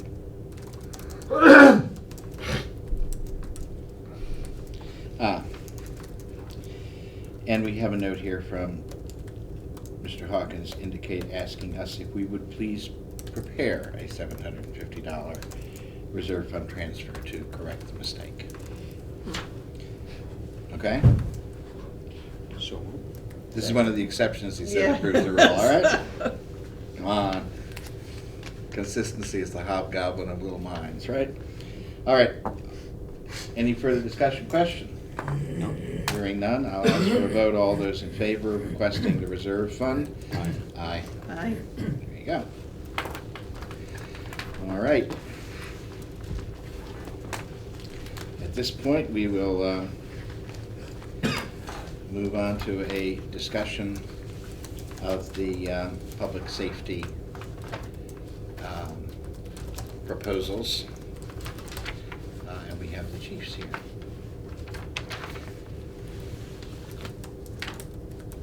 So I think we would like to make the decision tonight with regard to this. We have not had a chance, I don't think, to speak about it as a board since we had the presentation last week, so I think I'd first open this up to members of the board for their thoughts. Okay. You can start. Well, you know, I have one thought and a couple of thoughts actually. One is being just to keep an open mind, and we have 3 proposals. Right.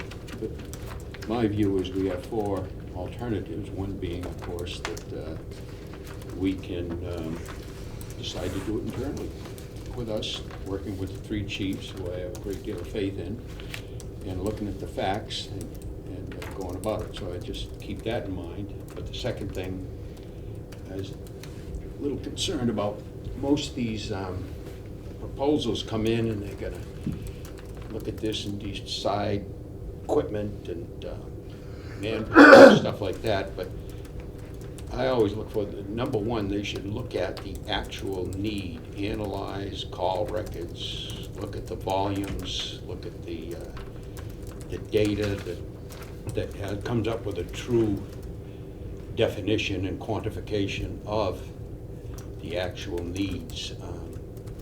I didn't see, I read the Meredith, New Hampshire one today, I didn't see that in there. Can I just say that if you look at our scope of services, Yeah. number 2 is identify and evaluate options for fire, rescue, police using call volume, coverage area, response time. I read that, I know it. But So that was our but the request. Proposals, yeah, right. Well, If they should have emphasized, I would have liked to have seen that emphasized, but that's all right. Those are just my 2 comments. well, I mean, I thought I saw that in That's there in in- the presentations as well. yeah, it's in here. But I agree, obviously, you need to know. Right, number 1. That's what Priority. drives everything. Yep. Yep. And the figures for each, do we have those? The 3, Yeah, I can grab it for you. It's yeah, not just can we do that? in there. No, I don't think it's in their study. I think they came as separate cover Yep. letters. Yeah.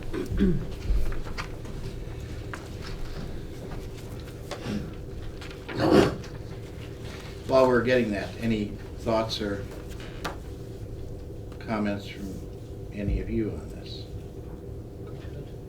Oh, I get to go first. You go first. Don't everybody talk?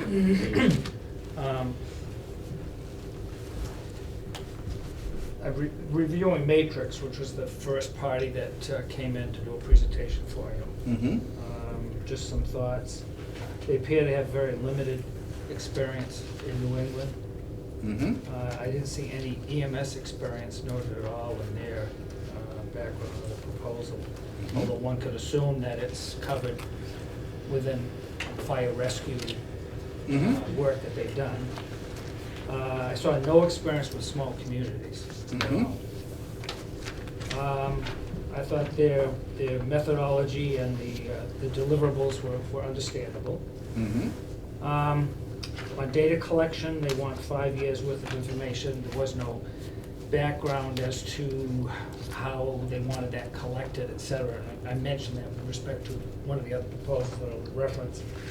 They were looking to collect upfront all that data that you reference, Mm-hmm. as far as call volume, types of calls, nature of calls, et cetera. Mm-hmm. I see that they're looking at benchmarking, both in terms of professionally accepted standards as well as neighboring communities and whatnot. I was concerned that they were lumping fire and EMS together. One of the other studies made a good succinct understanding that they were going to look at each one of these as part of their study. I felt they were looking at police, fire and rescue, and I'm not sure they quite read the background on the town to appreciate that they were looking at all 3 entities, all 4 entities. There's no mention of the mall or the ACA Act in terms of how that may contribute to funding opportunities for the town. There was no public presentation mentioned as being part of their proposal. And obviously, I understand that travel costs can be part of their expenses. They list sort of several offices. They say they had one in Worcester from 1995 or 1996, and yet on the next page they reference they've been in business since 2002 as a group. But, so I'm not sure where they're traveling from and how much of their proposal is eaten up in travel costs for them to facilitate the work. MRI, which was the group out of, based in Meredith, New Hampshire. I felt that their objectives outlined everything that you requested in your RFP. New England-based company, they're looking for data collection background for 3 years, and it seemed, in talking to the police chief, I think we both agreed that it was much less burdensome to fulfill their request than the third proposal I'll talk about. I appreciated the fact that the interviews that they were doing also included area peers, also, so they're looking at the police chiefs and the fire chiefs and neighboring communities as part of their interview process, and I thought would be a good idea. They cover all agencies, dispatch, fire, rescue, and police. They're very specific in what it is they're going to cover. I like the idea that they had someone with a public manager background from a town perspective as part of their team, as oversight on it. And their recommendations are based on known and accepted standards that they're going to come up with. PSS&G, I think, again, I shouldn't speak for the police chief, but I felt that they're... He's behind you, he'll poke you. Well, okay. I think he'll agree that we were concerned about the data collection in this study. There's 2 things in particular.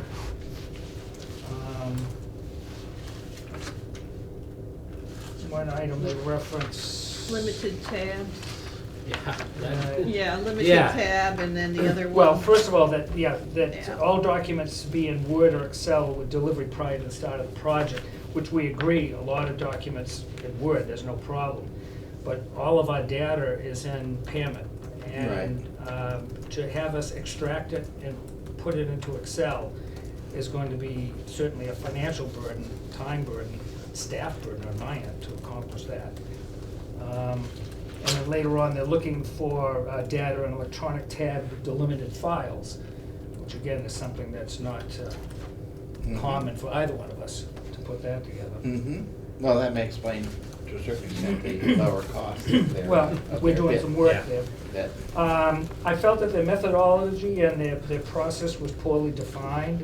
It was very concise, but it was very generic also. It really didn't go into the nuances of what they were looking at with respect to the overtime, things like that. They were looking at their area, fire and EMS. They really separated it out.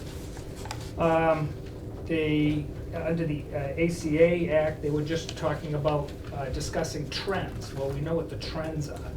We want to know what opportunities there might be for the town. And would you explain to some people who will be watching this on television what the ACA Act is? That's the new movement whereby they're trying to move some of the care of the public into the home setting. So ACA is the Affordable Care Act. Affordable Care Act, excuse me, yes. And I know a number of chiefs, rescue and fire, are looking at the fact that they're, in the end, the system's gonna be looking to try and care for people in their homes, to deliver more of the care in the home setting. So we're looking at, okay, how can you start to offset costs or facilitate that from the public sector as opposed to the private sector capturing those funds. Let's see, as much as when she did her proposal here, she mentioned that she has a lot of fire and EMS experience. The comments that they can speak for themselves, but the comments that the engineers were making is she doesn't have, other than having done studies, focus groups in that manner, she really doesn't have a background in fire and EMS at all herself. what I saw was mostly PD. And there's a lot of specialization in focus groups and surveys, which she also, if you remember the discussion she had, there's a lot of that talk also. And then as far as the backgrounds of the individuals, Matrix was not New England-based, and I suppose the good and the bad about that is they wouldn't be subject to the nuances in New England, which might be a bad idea, but then again, they don't carry with them the burden of what we might have preconceived as far as how things should be done.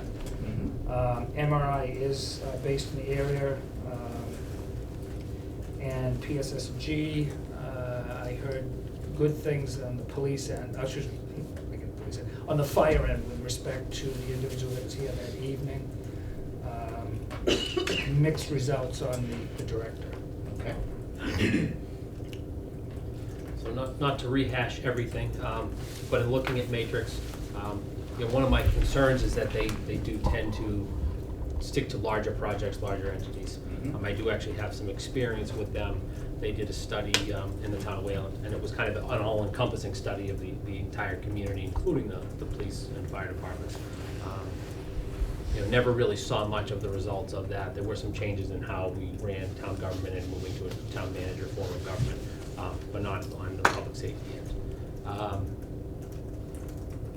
Again, not being New England-based, I think in terms of how we do our job here, we probably could use a little bit of outside influence. It's not necessarily a bad thing, but also the way we train, the way we're set up in our training councils and in everything throughout the state, there needs to be some experience to that to know the type of people we'll get, how we hire, and how we prepare officers to do the job.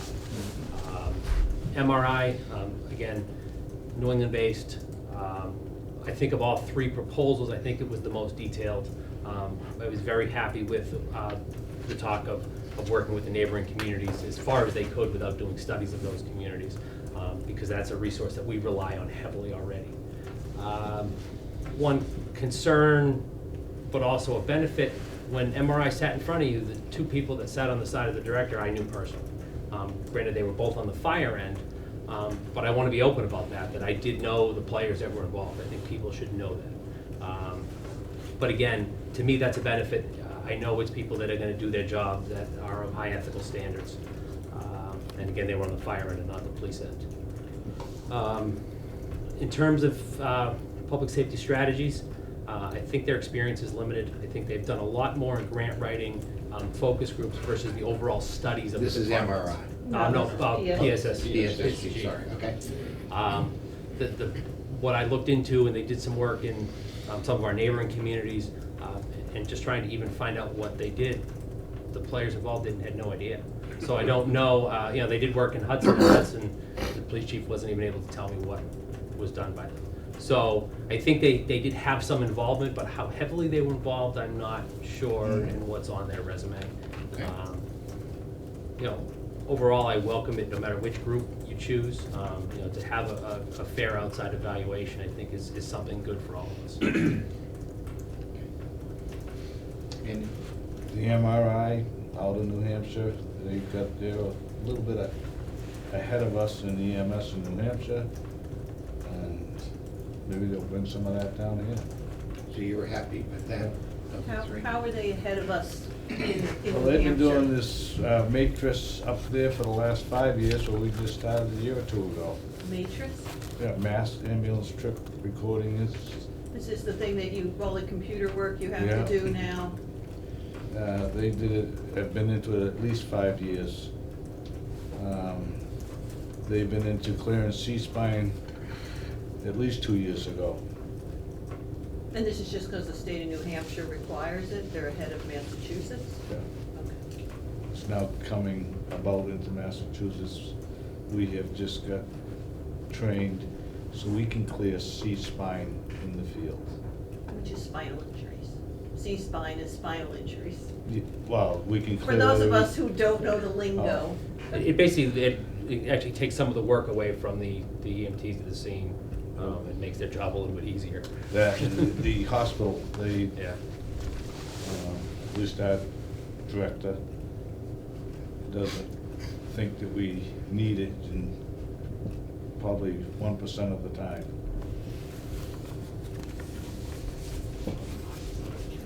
Sheets in agreement. Any other comments from the floor? Observations? Well, first of all, I want to thank you guys for the detailed examination, the detailed report on it.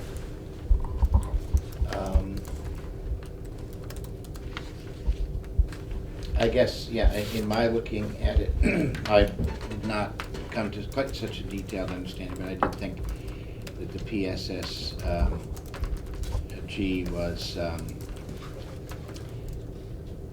sort of perfunctory, almost like, you know, an off-the-rack suit as opposed to something that was directed to us, which to me was sort of consistent with the fact that it kind of came in late and, you know, it just didn't. And I, you know, was also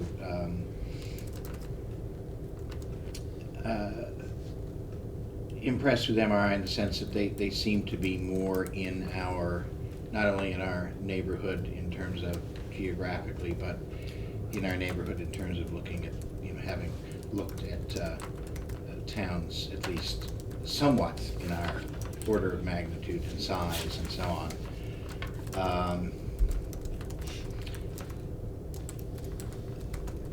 And I had also noted the, you know, thinking about what we had to produce, it seemed to me that what they had was reasonable. Having been here for more than 3 years, I don't think that there's anything that I've seen, certainly in the past 3 years, that isn't pretty representative of what's happened in the past, you know, 10 years or whatever, in terms of, you know, the size of the town, the demands. I think it, you know, it's more up to date, but, you know, I don't think there's a huge amount to be learned by going back, you know, 3, 5, 6 years, because I don't see anything that was happening then that's likely to be that much different than these 3 years, or that's likely to pop up again at, you know, at some time in the future. I just don't see that in the sort of history of the departments.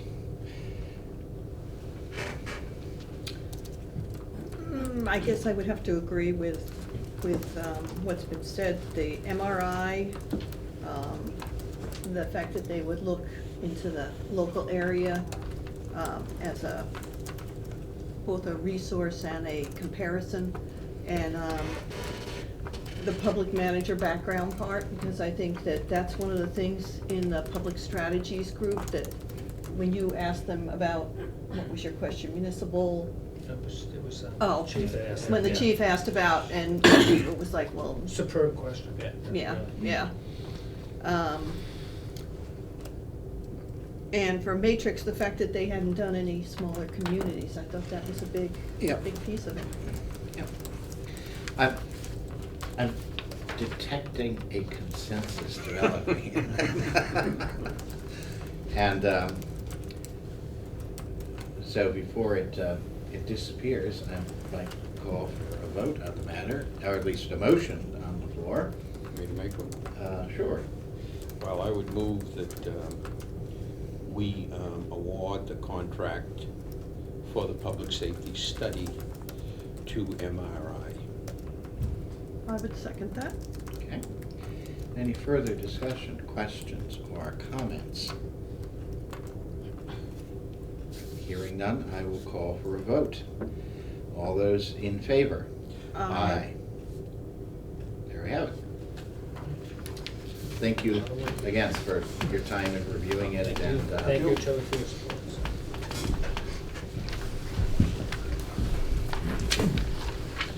Yeah, I like the way they want to interview. Yeah. No, I mean, and to me, it showed they paid attention to what our Interviewing Yeah. is so important. So I think because we did not pick the lowest bidder, we should write up why we're choosing them, why we're not right, choosing. which I think Why we're should largely choosing be in the MRI. minutes, or if you want to, if you took I took notes. if you want to put out a proposal on that. Do you think that's a whole board thing or just Judy's procurement? All right. Okay. buy it. Okay, great. Okay. Well, if the miscellaneous, I'll ask them if they want to flag it. Okay. Big move. This communication can be Yeah, done by the it is. enablement managers in the, Okay. I'll ask them if they want to, consideration, set a meeting date. Okay. I'll put it, so you want to do that I don't know. immediately. On item 4 there, can I just move pass over, because I think there was So a what are we talking about? misunderstanding. I Late? didn't want to have a big discussion about that. Mid-November? It was just- I had questions on Okay. 2. All I wanted to know is which license was up for renewal Yeah, at yeah, what time. that's all, fine. you know. No, that's fine. There's been a request to pass over item number 4, and I have no problem with that tonight. I don't either. Okay.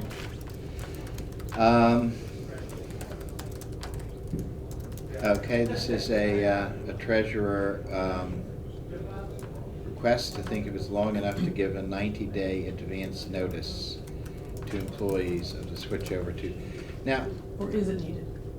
well, The town meeting approval piece, I guess, is our, yeah, the town meeting approval piece, but there was another piece to that, which said that with the consent of the employee. of the employee. I have heard Dennis say in the past that he understood that he would try to work with an employee to find a bank that would, to open the account in. Yeah, I think given that, I mean, I just, I'm sorry I didn't have enough time to answer this before I left the office, but it was unclear to me whether Dennis was asking whether a 90-day advance notice was, sort of a substitution for consent, and I don't think that's the case. But if all he's asking for is, do we think that a 90-day period to get people's notice that this is going to happen, to get people's consent and No, just a note, fair notice to everybody. well, fair notice, and obviously he's got to get information as far as, banks and payment. I mean, it seems to me that 90 days is, it's a calendar quarter, and he's got the largest administrative burden. If he thinks that it could be done in 90 days, it seems to me that that's okay with me, Fine with me. okay? Yep. All right, That's so, just a notice, right? Yes, yeah, Information. so, yes, exactly. that's not our board, the vote, but just the salary board is yes, 90 days, but it does not substitute for consent. Yeah, if he thinks, if that was the question, then we need to talk about that, because I don't, He's not addressing that head on. yeah, yeah. I'll talk to him about it. Yeah, I mean, as I say, 90 days, I think just as an implementation Yep. period seems fair. We still have to get, as I read that, the individual consent. Okay, Okay? yes. All right. Discussion regarding the website and Facebook advertising for Hunger Awareness Week. I got a visitor today that, Walter, I think you sent my way, just saying that you'd see what the board wanted to do to support that cause. June advises is short of money because she says that the town can't make a donation. The only way that you give to WEED is through an assessment. But I don't know if there's some other way that you'd like to try to participate in this. A citizen asked if we, Is this Hunger Awareness Month from WEED? WEED, St. Vincent The de Paul, item and the appeal, Clinton St. item Vincent de appeal. Paul.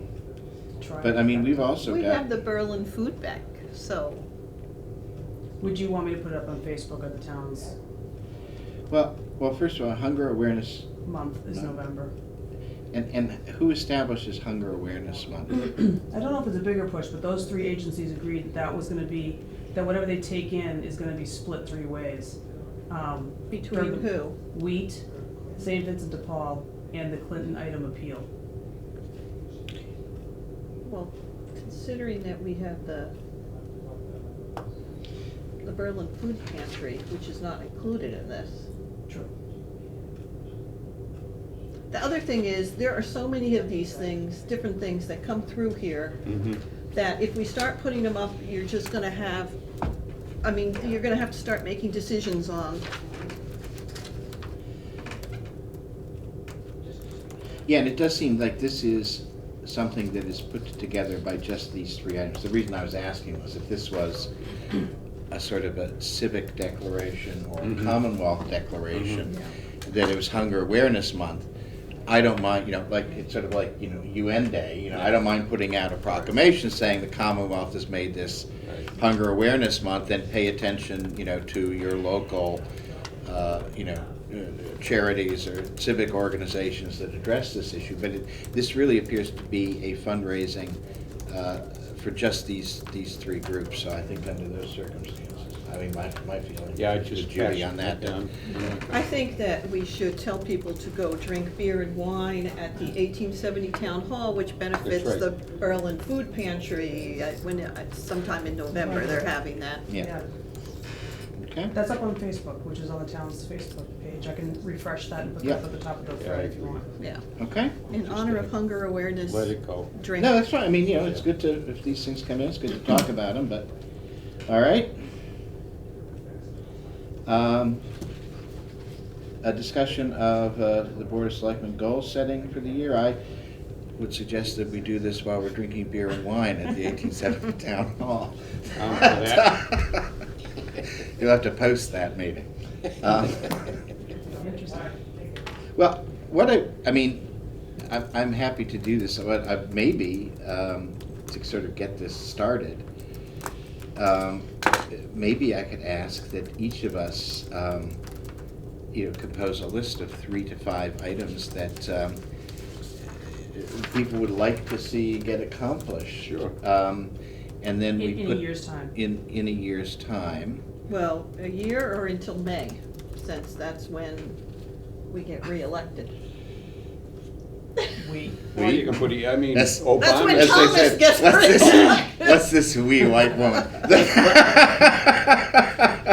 Well, incumbent people Yeah. set goals for 30 years Yeah. ahead, you know, so. I would say, Yeah. in this fiscal year, okay? Yeah.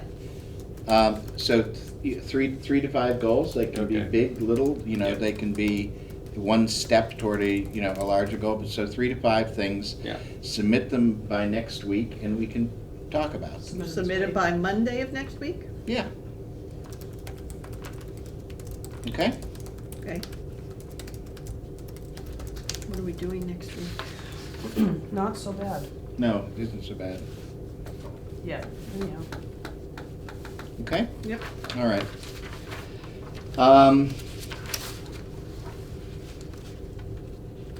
And then we have a discussion regarding the payment split between the primary and alternate electrical, plumbing, and gas inspectors. And this is requiring a vote. Well, maybe. I think, I read all these emails and I was under the impression that we pay them at the end of the month and that they take the money out of the inspector's pay.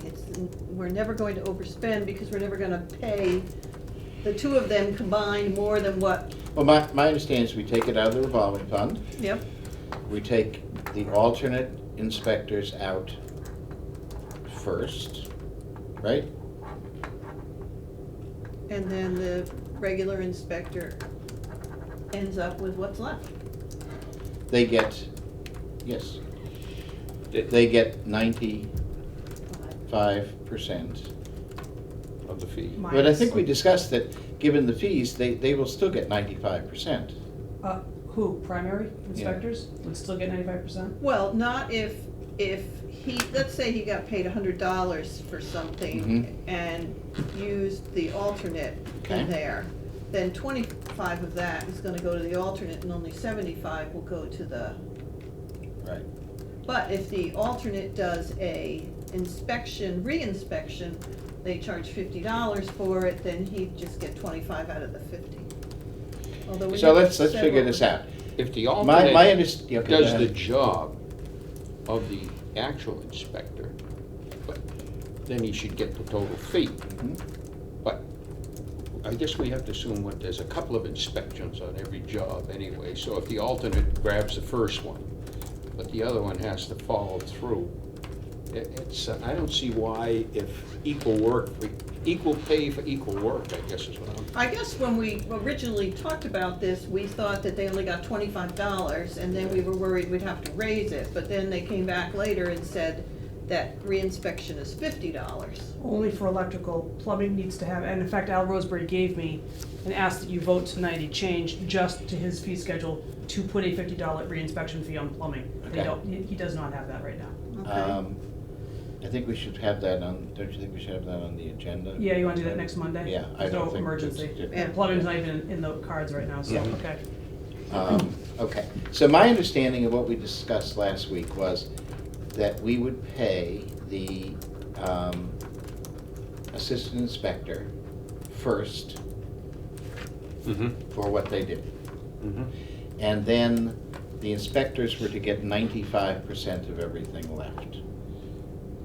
That was my understanding. But I think what Walter was saying, what is reinspection, we now know is $50.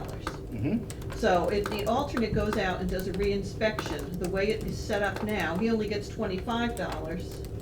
Correct? And the difference between, so 95% of $50 is, 10% is 5, so 45. whatever. So where does that other money go between, It'd be $45, so if $25 goes to the alternate, what happens to To the the other remaining 20? Why would it go to the primary inspector? Should it go into the general fund? But then My you have to keep understanding of what track- we said last week Yep. was we paid the inspector the 25, okay? And that, the assistant inspector, 25. And we did not make a change to the fact that 95% of the remaining went to the chief inspector. So in that instance, let's take that, there's $50 comes in, okay? 25 goes to the assistant inspector. That leaves 25 left, right? 20. 20 left. I thought you, no, hang on. $5 to the general fund because they only get 95%. Okay, Let so we Tom take out. finish. I know what you were saying. Yeah. Yeah, that's not really relevant, so then what happens to the rest of it? Then it goes to the inspector. We have our For 5. doing what, just for dispatching an alternate? Yeah, I mean, they're the one who's actually running the shop. I mean, I'm just saying what I thought we did, we agreed to last week. If we want to debate the difference, but I think when people left, they were thinking that in that instance, 25 would go to the inspector, 5 would go to the general fund, and 20 would go to the main inspector, because we hadn't said anything other than the fact that we would. I So thought what that we happened- didn't know how much the reinspection fee was. And we were Well- trying to figure out if it was $25, That's true. we would have to add the 5% on and That's true. da-da-da-da. You're talking about 25, so let's make that reinspection fee $30, but then Henry reported back it's 50. And Al reported back there's no reinspection fee. So we can leave it that way. If the inspectors have a problem, they can come back. in. But what happens right now is that the clerks, it used to be me, now it's Julie, have no idea ever who signs off on these things. We have no methodology to know when an alternate is ever used, because we don't even know if Henry's mistaken when we contact him. Literally ever. My understanding was they are going to fill out, and maybe they may get an assistant to help them, but they are going to fill out a payment warrant, and it's part of the inspector's job now to fill out that warrant that says, in the example that we gave, 25 goes to the assistant Do we create a form inspector. for you to just look at? It's not a contract anymore, but a form, because there needs to be something for June to see that acts as a payroll. Well, I mean, if we Shouldn't do, Julie do that? She's now their, she's their. Yeah, but I don't think she has a handle on what's going on up here necessarily. I can talk to her about it. I mean, what does it look like, what does the form look like by which, It looks like anyone else's payroll. It just, so why should this be any different? because, so you guys are talking about the in case of a reinspection and the $50 fee that would cover. Or I'm reinspection. talking about an initial But inspection. if you talk right within the confines of a regular electrical, just to pick on electrical, a regular $50 is your regular residential electrical Right. thing. If one or two of those inspections, both of them came out of that, that would be the whole $50 that we collect would be go. No, I mean, There's $50 per inspection. Okay, for a regular residential electrical inspection, it's $50. Yes. If you had to send an alternate twice. But that would be a reinspection. That would be a No, it's reinspection. not a reinspection. A reinspection is only if you have to go back out to the property because they're not prepared. but some inspections do Oh, yes, require they 2 said that visits. they were comfortable, if it wasn't an actual reinspection, they were comfortable with a $25 hit charge on that, that's it. Who's they? The assistant, The alternates, yeah, yes. the alternate. But the point is, the town doesn't have $50 to pay, the town only has $45 to pay in that instance. Do you follow me? Not at all. Because it was one $50 fee. I know, and there's one $25 fee, it's the same. No, so if an alternate, if. If the alternate goes twice. Yep. And it's not a reinspection, Correct. he gets paid once. That was the understanding last week. If he had to go to a site twice? Yes, but it's not a reinspection, then my understanding was he gets paid $125. And I actually asked that question That's of not the how- alternate, whether they were happy with that. Okay. It's different than the invoice he submitted to us, which is what he's used to doing in Hudson and Marlborough, but those are towns that don't pay their inspectors through offset receipts. He has submitted an invoice to the town for 5 different times he's had to go out, twice on one permit. It was commercial, so two $25 whacks against a commercial thing doesn't really add up to that much, it's not that big of a deal. But in a regular residential thing, if there were 2 visits, it would be 25 and 25, which exceeds the amount that Henry would even get if he were present doing that. My Okay, so- understanding was, he gets $25 for an Yeah. inspection and $25 for a reinspection. If the second visit is not to do to a reinspection because somebody wasn't prepared or something wasn't done, I'm not sure exactly how people end up going 2 or 3 times unless something isn't done or something isn't prepared. But my understanding was, Okay, I see what you're it's saying. either an inspection, 25, or a reinspection, 25. Okay. If they go back twice and don't charge somebody a reinspection fee, then he doesn't get another 25. Obviously, the inspector doesn't get another. And you know what, 20. if they end up and they need to change it, they can come back in Yep. again. Is a reinspection fee, I don't know the answer, is a reinspection fee subject to the 3% GOTMS? I don't think that's our You purview. know what, I mean, one thing that enters I don't my have any- mind, maybe I'm figuring it wrong, but if they got alternates Yeah. to go in and inspect for a fraction of what they would do it for, maybe we ought to look at why, if the alternates would do all the inspections, I you'd don't know get if away with that's- half the cost. I will check with Dennis I mean- Montero. Well, because- If you they- have to realize that from the inspection fees, Right. you are underwriting, the permit, you're underwriting administrative stuff. When you have somebody go in, Yeah. the permit's already been issued or Right. whatever. Right. Somebody's just doing that piece of the inspection. Okay, So I think that's the rationale all right. for that, is you're paying for, the actual inspector has to do Yeah. more. All right, okay. The person who would be generating these reports to confirm payroll, et cetera, would have to be the primary inspectors, because Correct. the clerks have literally no idea Right. when that happens. But I guess an alternate would submit an invoice, and the primary would have to confirm. Yes, with the- my The feeling is. primary and the alternate are gonna have to Yeah, work together. they're gonna have to Yeah. work together. Well, this is how it looks. And, Yeah. to my way of thinking, the primary has to do a payroll warrant, just like everything else. All right? And if that's not working, then we can address that. But, Let me come up with a draft for you all to look at. okay, but it should look just like a payroll warrant. Well, so back in the instance where it's a $500 commercial electrical, let's say, and an alternate goes out once or twice, that's still $25 in your Then mind. Henry fills out a payroll thing. And it comes out of the 95%, so Henry gets the difference, not the full 95%. It's Right, It's less, right. okay. Yeah. Yes. Yeah, okay. Okay. So what Yep. do We take our 5, the assistant inspector takes his 25, Mhm.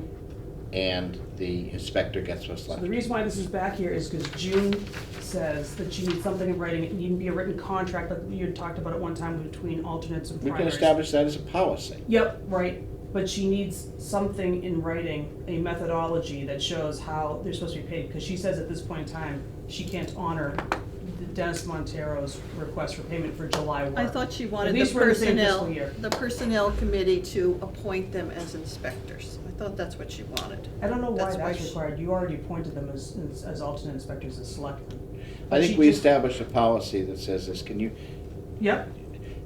just jot that down if you wanna flip it to us? I'm happy to look Okay. at that. Do you wanna, or would you rather look at No, that? You wanna wanna do- look at that? Be my guest. Yeah, just Okay. flip it to me. Okay. We'll do a policy. We'll affirm that we have that policy written appropriately at the next meeting, Okay. okay? Yep. And then what Dennis Montero has to do is give his invoice to Henry. And Okay. Henry can write a payroll voucher and attach the invoice to it just like anybody else, Yep. okay? Okay. So we'll fiddle with that and we'll have that on the agenda for next week, okay? Okay. That Yes. Fair enough? Mm-hmm. All right. Do we need to vote as the personnel committee to appoint Dennis Montero as the assistant wire inspector? I thought he already was. He is, and he's been sworn as such by Yeah. police. All right, then I don't know what the personnel thing was. What was the plumbing inspector piece? The plumbing And we'll put inspector that wanted next us, I mean, we should do the policy the same for all the inspectors, and we'll Oh, write he that. wanted us- But he needed to a put in fee. the inspection fee so that it works the same way. And because I thought that should be on the agenda, we will do Okay. that next week. So next week, we'll have two things on the agenda. We'll be approving the form of the policy, which is not gonna be a long document. And we will be approving the reinspection fee for the plumber, so that then every plumbing inspector, so that everything can work the same, Got it. Thank you. okay? Yep. All right. That then brings us to, do you have something you'd like to chat, or do you just think we don't know how to turn off the machine? Well, there was an issue that arose that I sent an email in earlier regarding the charter all-digital conversion. Come up here to get on camera. Yes, ma'am. Give me some direction. All right. And so cable access now has no set-top boxes. And Charter, I spoke to our counterparts in Boylston, and Charter has dropped the ball there. They've been totally incommunicative about, oh, we're gonna change your channels. No one knew where cable is on. I had to go searching through all I just found 2,000 it channels, today. to go find them all. So anyways, I'd like to just, inform you that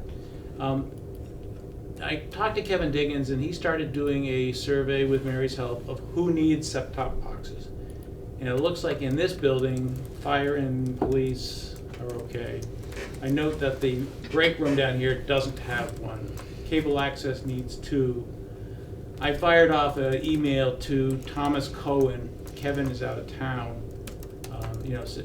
saying, hey, what's going on here? And Charter had responded that each site will get 1 free box. So the school has, how many television sets in there? And, this is a technology change that they initiated. And, the terms of our agreement were based upon other technology. So I think this is all open for renegotiation with them. Especially because they're charging you $7 a month for the box, and you're paying for cable, but you can't get it unless you pay more to get a box. Right.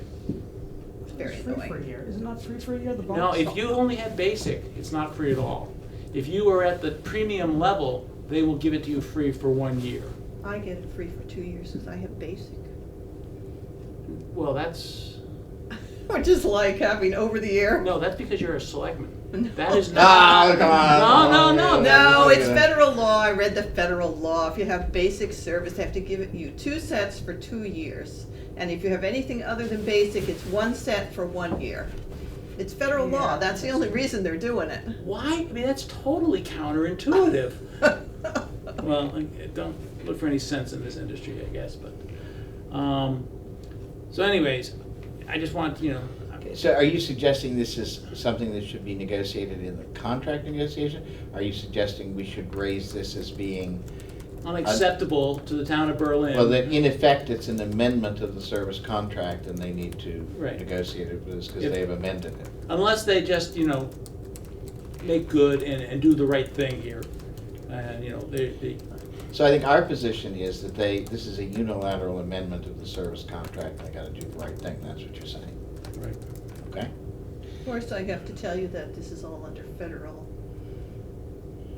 federal jurisdiction where they allowed them to change to all digital. And if they changed to all digital, it was the 2 sets for 2 years for basic and everything else. So Yeah. I don't know about if we're that much different. It's in, worth a letter, Yeah. okay? Well, I mean, from my perspective, is Cable Access Studio. They didn't even have the courtesy to send a letter to Cable Access saying, hey, we're going to take care of you.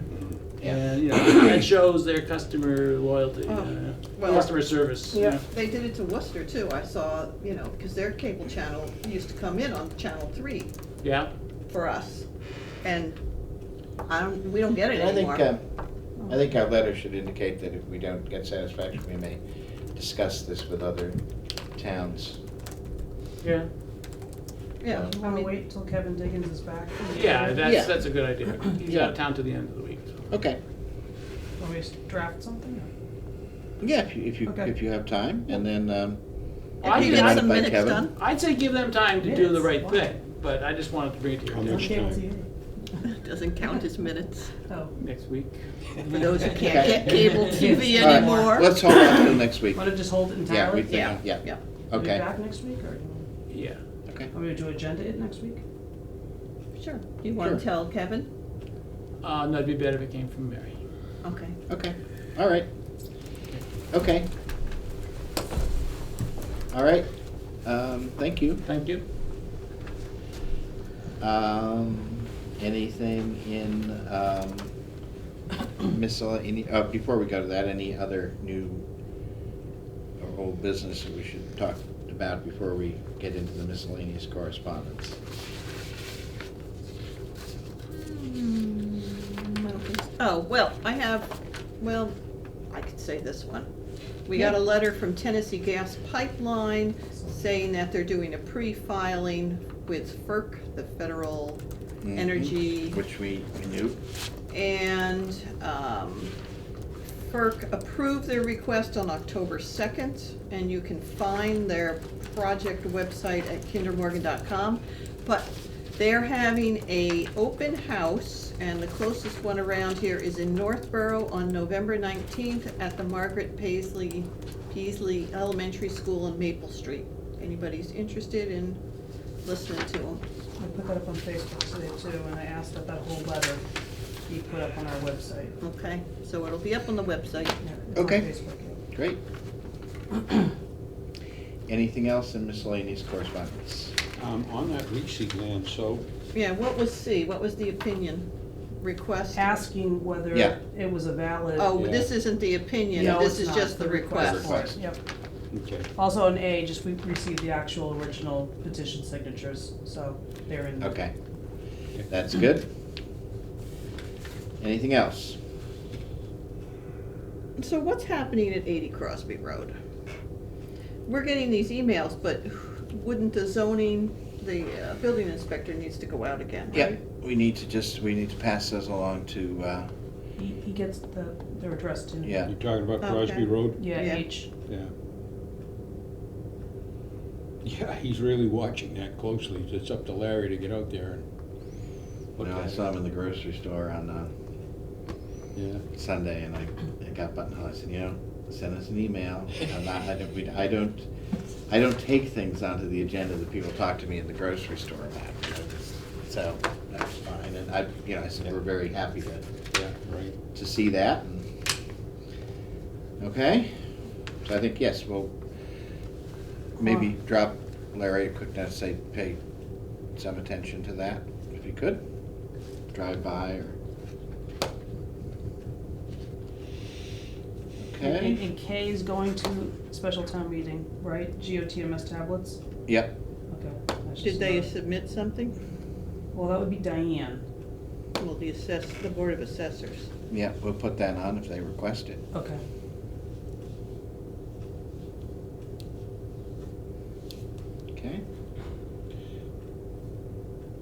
is 2 weeks from tonight, right? Yeah, 2 weeks from tonight. Yes. Yeah. Okay. Anything else? Just, in the old business, I like, after a while, I get so many emails, and I just start deleting them and figuring, but I'd like to scratch a couple of things off if we're not, I don't know, this Tolman property groundwater concerns. Well, Do we have we anything? scratched off the Oh, public yeah, you just safety did number study one tonight, project I can report. go. Yep, okay, Okay. yeah, good. And, Judy had number 2 and the on appointment, the inspector of wires, I think that refers to what we were, We never appointed anyone. Did we make an appointment. official We never That's right. appointment? That appointed was- him. We He's haven't still done an appointment. acting. You're right. I was thinking an appointment to speak Right. to him, and it was about this issue, but no. Do you want to move on that, because you do have another solar array I coming don't- along, or that's where that seemed to get ramped up last time? No, I'm not gonna worry about that solar Um, array. We do need to, we were gonna have, and forgive me if I owe something on this, we were gonna sort of collect some applications for,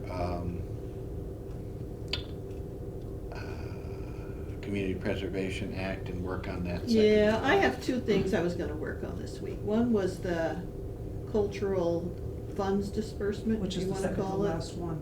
That's the second to last bullet, right? Mitigation Highland Commons funds. mitigation fund And disbursement. the other funds. one is, the senior veterans work-off needs to get going now, because Okay.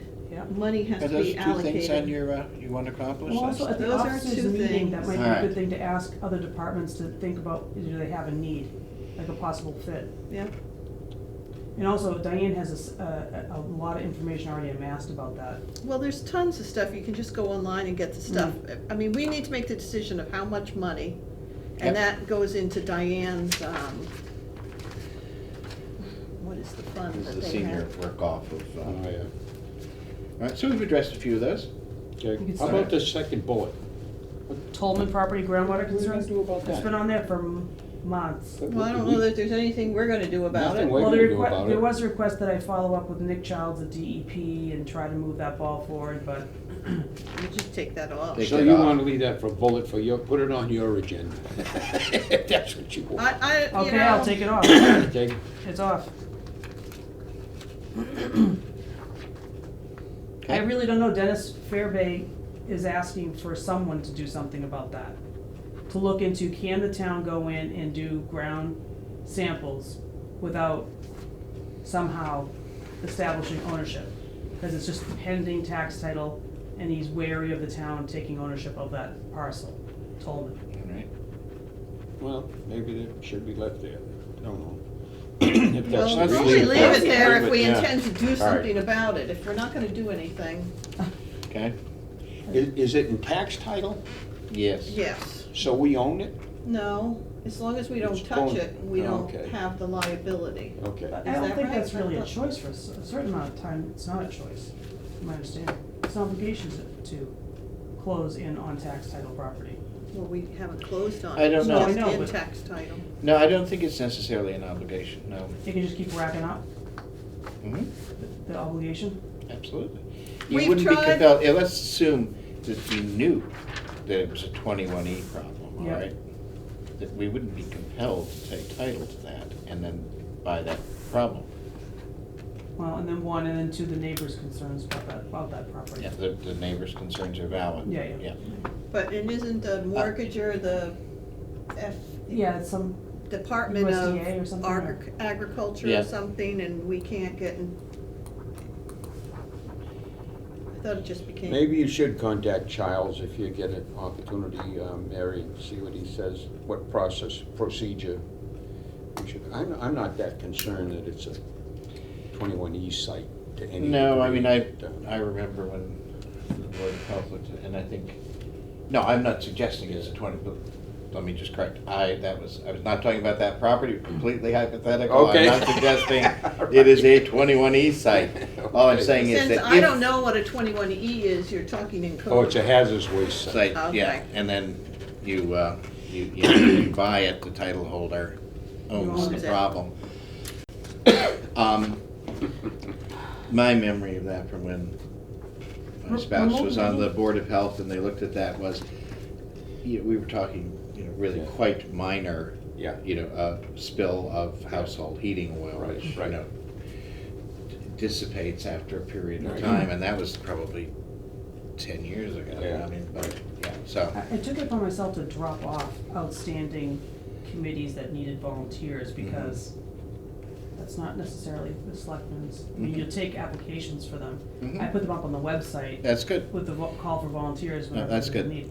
So that's got dropped off. Judy, what, remote You meeting? can get rid of remote meeting. Well, do you want to, or do you wanna bring it up at the officers meeting? Do you wanna see if there's an appetite for that in town? Because otherwise I Do we don't. want to allow remote meetings? So that allows that if a board has a quorum, Otherwise, yeah. someone can call in remotely and participate. So if Walter was in Spain, he would still have to call in. You wouldn't have to, I- he could call in. He could. I don't actually like that idea. I think somebody, because you have to have a quorum anyway. If it was something that could get us a quorum when we were stuck, then I'd feel like there was a purpose for it. But my feeling is, you know, if you don't show up for the game, you don't show up for the game. Yeah, I agree with you. Listen, we've lasted this long. I mean, Yeah, but you're don't- talking about just the selectmen. If the selectmen don't adopt it for the town, no other board can. Yeah. I'm talking about how I feel Everybody. as a matter of public policy. Right. Okay. If you don't show up for the game, you don't show up for the Right, game. right. So that's off the agenda then. Off the agenda. I Okay. second that motion. Oh, we'll go the house cleaning. But getting back to the Tolman, I wonder if you could trigger the state to look into it. We sent the state a letter saying we think there's been reports of. There's spills here. been an endless amount of I was there correspondence on about site that with them one. and they said Yeah, it was you no remember. problem. Yeah. I mean, Board of Health was, Concom was involved. But it would be nice to get the place cleaned up, get it functional. Let me, I'll make a copy. It's a mess there. Okay. Yes, it is. Is everybody living there now? No. No. Then the town office's technical concerns, da-da-da-da, that's just an ongoing open matter. Mm-hmm. No, Do leave you that. want old business on the agenda? That's just the No, agenda that's format fine. that I No, that's fine. inherited. That's absolutely fine. Yep. I guess you could replace that with your priorities. No, yeah, I mean, Our priorities, when our you. goals. Yeah. Our you- goals. I don't, Alright. it's no requirement that you have that on an agenda, if you don't want it on there and you. No, I think it's You fine like to it have on it. there? Yeah. I think it's fine to have It's it. a good reminder. And that last one, you didn't even put on there, creation of a policy for fee for, it was on an agenda, it didn't get addressed during an agenda, I think it might have been a night you had to leave, Tom. And creation of a policy for fee for adoption of animals from the animal control officer. Who wanted that?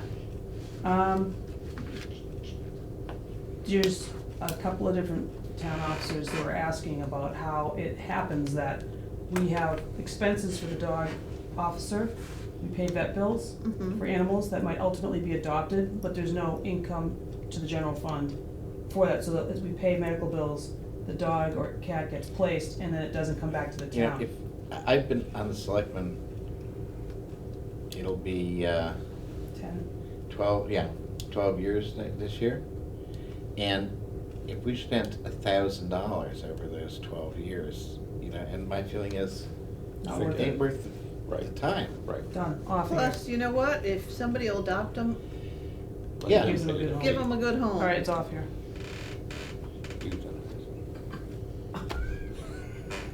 Wow. You put a line item in there? Let's not elaborate on the scope of that policy. Wow. All right, so, anything else? No. All righty. Hearing nothing else, I would call for a motion to. No, we have executive session. Oh, yeah. Last item on here. What's that? Executive session regarding the purchase of real estate. Oh, yes, okay. Very good. Move to go into executive session to discuss the purchase of real estate, 58 South Street. Andrew, I. With the intention. Bickford, aye. No intention to return. With no to- intention no, of returning no. to open session, right? Well, Only to adjourn. if we make a decision, do we have to say that decision in open session? If you did. I thought we did last week. Yeah. Depends what you're talking about. We'll return to open session at least momentarily after this, okay? Okay. Boom and I. Pickford, aye. Okay. Now an executive session.